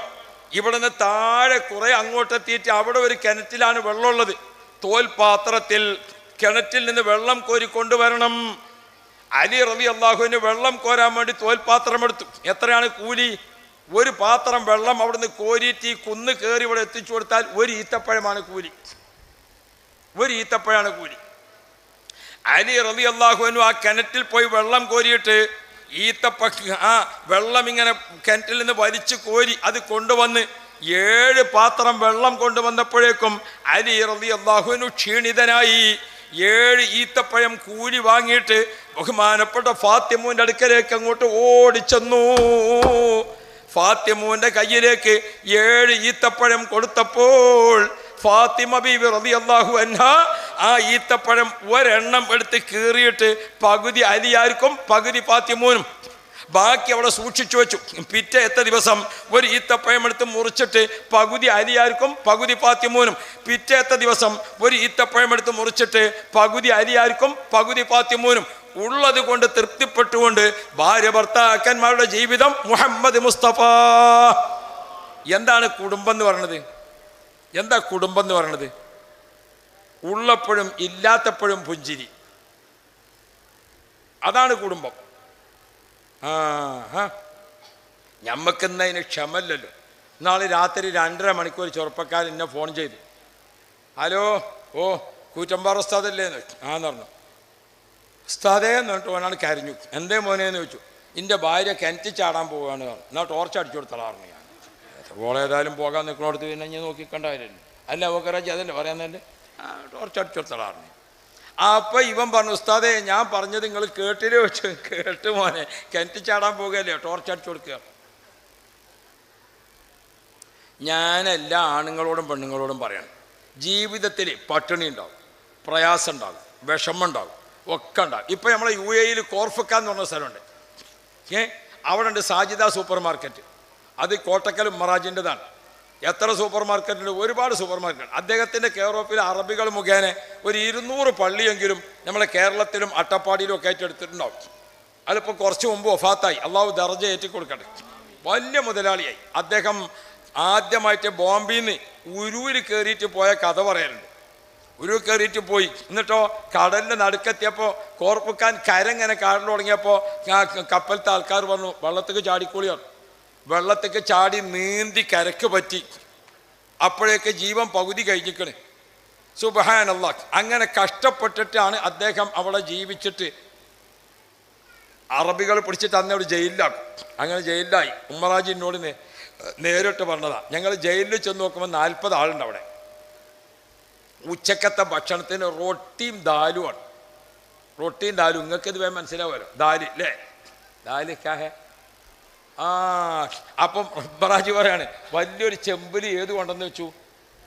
ദാല് കൊണ്ടെന്ന് വെച്ചു, പരിപ്പ്. ആ ജയിൽ വാർഡൻ റൊട്ടി എടുത്തുകൊണ്ടിരാൻ വേണ്ടി പോയപ്പോഴേക്ക് ദാല് മുഴുവനും ഭാര്യ തിന്നല് കഴിഞ്ഞിക്കണം. അത്ര പട്ടിണിയാണ് ജയിലിൻ്റെ ഉള്ളിൽ. അതാണ് അന്നത്തെ കാലം. ആ ഉമ്മറാജിൻ്റെ ആ പട്ടിണി, ഈ അത് മൂപ്പര് അതിൽ നിന്ന് വളർന്ന് വളർന്ന് വളർന്ന് വളർന്ന് ഇപ്പം എനിക്ക് തോന്നുന്നത് സാജിദ സൂപ്പർ മാർക്കറ്റ് ഒരു ഒരു ഒരു ഒരു ഒരു ഒരു 30 സ്ഥാപനം ഉണ്ടാവും. ഒരു 10-30 സ്ഥാപനം ഏതായാലും ഉണ്ടാവും. മകൻ ഡോക്ടർ അൻവർ, നമ്മളെ CM ഇബ്രാഹിം സാഹിബിൻ്റെ മകളാണ് കല്യാണം കഴിച്ചത്. ഞാൻ പറയുന്നത്, ജീവിതത്തിൽ പണം, ആരോഗ്യം, സന്തോഷം അതൊക്കെ ഉണ്ടാകും, ദുഃഖം ഉണ്ടാകും. അപ്പോഴേക്ക് കിണറ്റി ചാടാൻ പോകലല്ല. എന്തെങ്കിലും ഒരു പ്രയാസം ഉണ്ടാകുമ്പോഴേക്കും ഞാൻ മരിച്ചെങ്കിലോ എന്ന് കരുതി, ഞാൻ ആത്മഹത്യ ചെയ്തെങ്കിലോ എന്ന് കരുതി, ഒരിക്കലും അങ്ങനെ കരുതാനും പാടില്ല, പറയാൻ തീരെയും പാടില്ല. അഥവാ മനസ്സിൽ അങ്ങനെ കരുതൽ വന്നാൽ തന്നെ വേറൊരാളോട് അത് പറയരുത്. കരുതുന്നതൊക്കെ മനസ്സിൽ വരുന്നത് അള്ളാഹു തആല അടുത്ത ഒന്നും അടുത്ത ബാങ്ക് വെച്ച് പൊരുത്തപ്പെട്ടു പോകും. പറയരുത് ഒരാളോട്. അള്ളാഹുവെ ഞങ്ങൾ ഈമാൻ സലാമത്താക്കണേ അല്ലാഹ്. അപ്പോൾ ബഹുമാനപ്പെട്ട ഫാത്തിമാനിയും റസൂലുള്ളാഹിയും അല്ല ഫാത്തിമാനി അലിയാനും രണ്ടാളിങ്ങോട്ട് കൂട്ടി മനസ്സും യോജിപ്പിച്ചു. അള്ളാഹു റബ്ബി ഫാത്തിമ ബീബി റളിയല്ലാഹു അൻഹ പറയാണ്, അലി റളിയല്ലാഹു അൻഹു എപ്പോൾ പുറത്തു പോയാലും അലിയാർ പുറത്തു പോയിട്ട് തിരിച്ചു വന്ന് നമ്മളെ ഭാഷയിൽ പറയാം, അലിയാർ ഗേറ്റിൻ്റെ അടുത്തെത്തിയിട്ട് കാല് നടന്നു വരുന്ന കാലിൻ്റെ ഒച്ച കേൾക്കുമ്പോഴേക്ക് ഫാത്തിമ പുറത്തിറങ്ങും, സിറ്റ് ഔട്ടിൽ വന്ന് നിൽക്കും. അലിയാർ ഗേറ്റിന് തുറന്നിട്ട് അസ്സലാമു അലൈക്കും, അപ്പോഴേക്ക് ഫാത്തിമ ബീബി ഓടിച്ചെന്നിട്ട് അലൈക്കും അസ്സലാം ഭർത്താവിൻ്റെ കൈ പിടിച്ചിട്ട് ഫാത്തിമ ബീബി ചുംബിക്കുകയാണ്. അപ്പൊ അലി റളിയല്ലാഹു അൻഹു ഫാത്തിമാവിന്റെ നെറ്റിത്തടത്തിൽ ഒരു ഉമ്മ വെക്കും. അത്ര സ്നേഹത്തിലാണ് അവർ രണ്ടാളും ജീവിച്ചത്. അതാണ് ഹസൻ ഹുസൈൻ റളിയല്ലാഹു അൻഹുമ കണ്ട് വളർന്നത്. ഈ പെണ്ണിട്ടാന്ന് പറഞ്ഞത് സ്വത്ത് സമ്പാദിക്കാനുള്ള ഒരു വഴിയായിട്ട് കാണരുത്. ഇപ്പോഴും സ്ത്രീധന കേസ് കാണാണ്. ഇപ്പം ഈ ആഴ്ച പത്രത്തിൽ ഏറ്റവും വലിയ വാർത്ത എന്താ? ഒരു ഡോക്ടറായ ഭർത്താവ്, ഡോക്ടറായ ഭാര്യ ആത്മഹത്യ ചെയ്തില്ലേ? പെണ്ണ് ആത്മഹത്യ ചെയ്തില്ലേ? നിങ്ങൾ ആലോചിച്ച് നോക്കി, എന്താ പെണ്ണ് പറഞ്ഞത്? ആ പെണ്ണിൻ്റെ ആത്മഹത്യാ കുറിപ്പിൽ കണ്ടല്ലോ, എന്താ കണ്ടത്? ഭർത്താവിൻ്റെ വീട്ടുകാർ സ്വത്ത് ചോദിച്ചു, അതിനെനിക്ക് പരാതിയില്ല. അവസാനം നിക്കക്കള്ളിയില്ലാത്ത സമയത്ത് ഞാൻ എൻ്റെ ഭർത്താവിനോട് ചോദിച്ചു, നിങ്ങൾക്കും ഈ പണത്തിന് ആവശ്യമുണ്ടോ? അതെ, നിന്റെ പണമാണ് എനിക്ക് ആവശ്യമെന്ന് ഭർത്താവ് പറഞ്ഞപ്പോൾ ഞാൻ കൈവിട്ടുപോയി. നിന്റെ പണമാണ് എനിക്ക് ആവശ്യമെന്ന് ഭർത്താവ് പറഞ്ഞതോടുകൂടെ എൻ്റെ എല്ലാ മനസ്സും കൈവിട്ടുപോയി, ഞാൻ ആത്മഹത്യ ചെയ്യുന്നു. ചില വാക്കുകൾ ചില സമയത്ത് കുറുക്ക് കൊള്ളും. ഭാര്യമാരും ഭർത്താക്കന്മാരും എന്ന് പറഞ്ഞാൽ വല്ലാത്തൊരു ഹരമാണ്. അതിനെന്ത് വേണം? മുഖത്ത് നോക്കിയിട്ട് സ്നേഹം കാണിക്കണം. പെണ്ണുങ്ങൾ അത് പ്രത്യേകം ശ്രദ്ധിക്കണം. ഭർത്താവിന് കച്ചവടം, മൂപ്പർക്ക് നമ്മളവിടെ ഒരാൾക്ക് സിമെൻറ്റും കച്ചവടമാണ്. വൈകുന്നേരം ആകുന്നത് വരെ ഷട്ടർ പൊക്കി ഇരുന്നിട്ട് ഒരൊറ്റ ആളും കച്ചവടത്തിന് വന്നില്ല. അന്ന് ഇയാൾക്ക് കട അടച്ചു വരുമ്പോൾ വലിയ സന്തോഷം ഉണ്ടാവുമോ? കാരണം എന്തുകൊണ്ട് കച്ചവടം നടന്നാൽ, ഇതൊക്കെ കച്ചവടക്കാരാണ്, കച്ചവടക്കാരോട് ചോദിച്ചു നിങ്ങൾ കച്ചവടം ഇല്ലാത്തന്ന് പടച്ചോനെ, കച്ചവടം നടന്നാലും നടന്നില്ലെങ്കിലും പീടികയ്ക്ക് വാടക കൊടുക്കണം, വാടക ചാലുവാണ്, കറണ്ട് ബില്ല് ചാലുവാണ്, പണിക്കാരുടെ ശമ്പളം ചാലുവാണ്, ഒക്കെ റെഡിയാണ്. ഒറ്റ ആളും വന്നില്ല. വൈകുന്നേരം 5 മണിക്ക് കട അടക്കാൻ നേരത്ത് ഒരു കാറിൽ 4 ആള്. അപ്പോൾ ഈ കച്ചവടക്കാരന് വലിയ സന്തോഷമായി.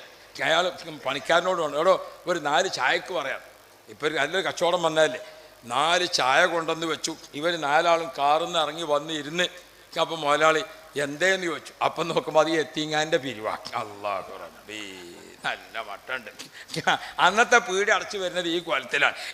അന്ന് ഭർത്താവ് വരുമ്പോൾ മുഖത്തൊക്കെ നോക്കിയാൽ ഭാര്യയ്ക്ക് മനസ്സിലാക്കണം ഇന്ന് കച്ചവടം കിട്ടിയിട്ടില്ല. അപ്പോൾ കുറച്ച് മനസ്സിന് പ്രയാസം ഉണ്ടാകും. ഞാൻ സമാധാനിപ്പിക്കട്ടെ.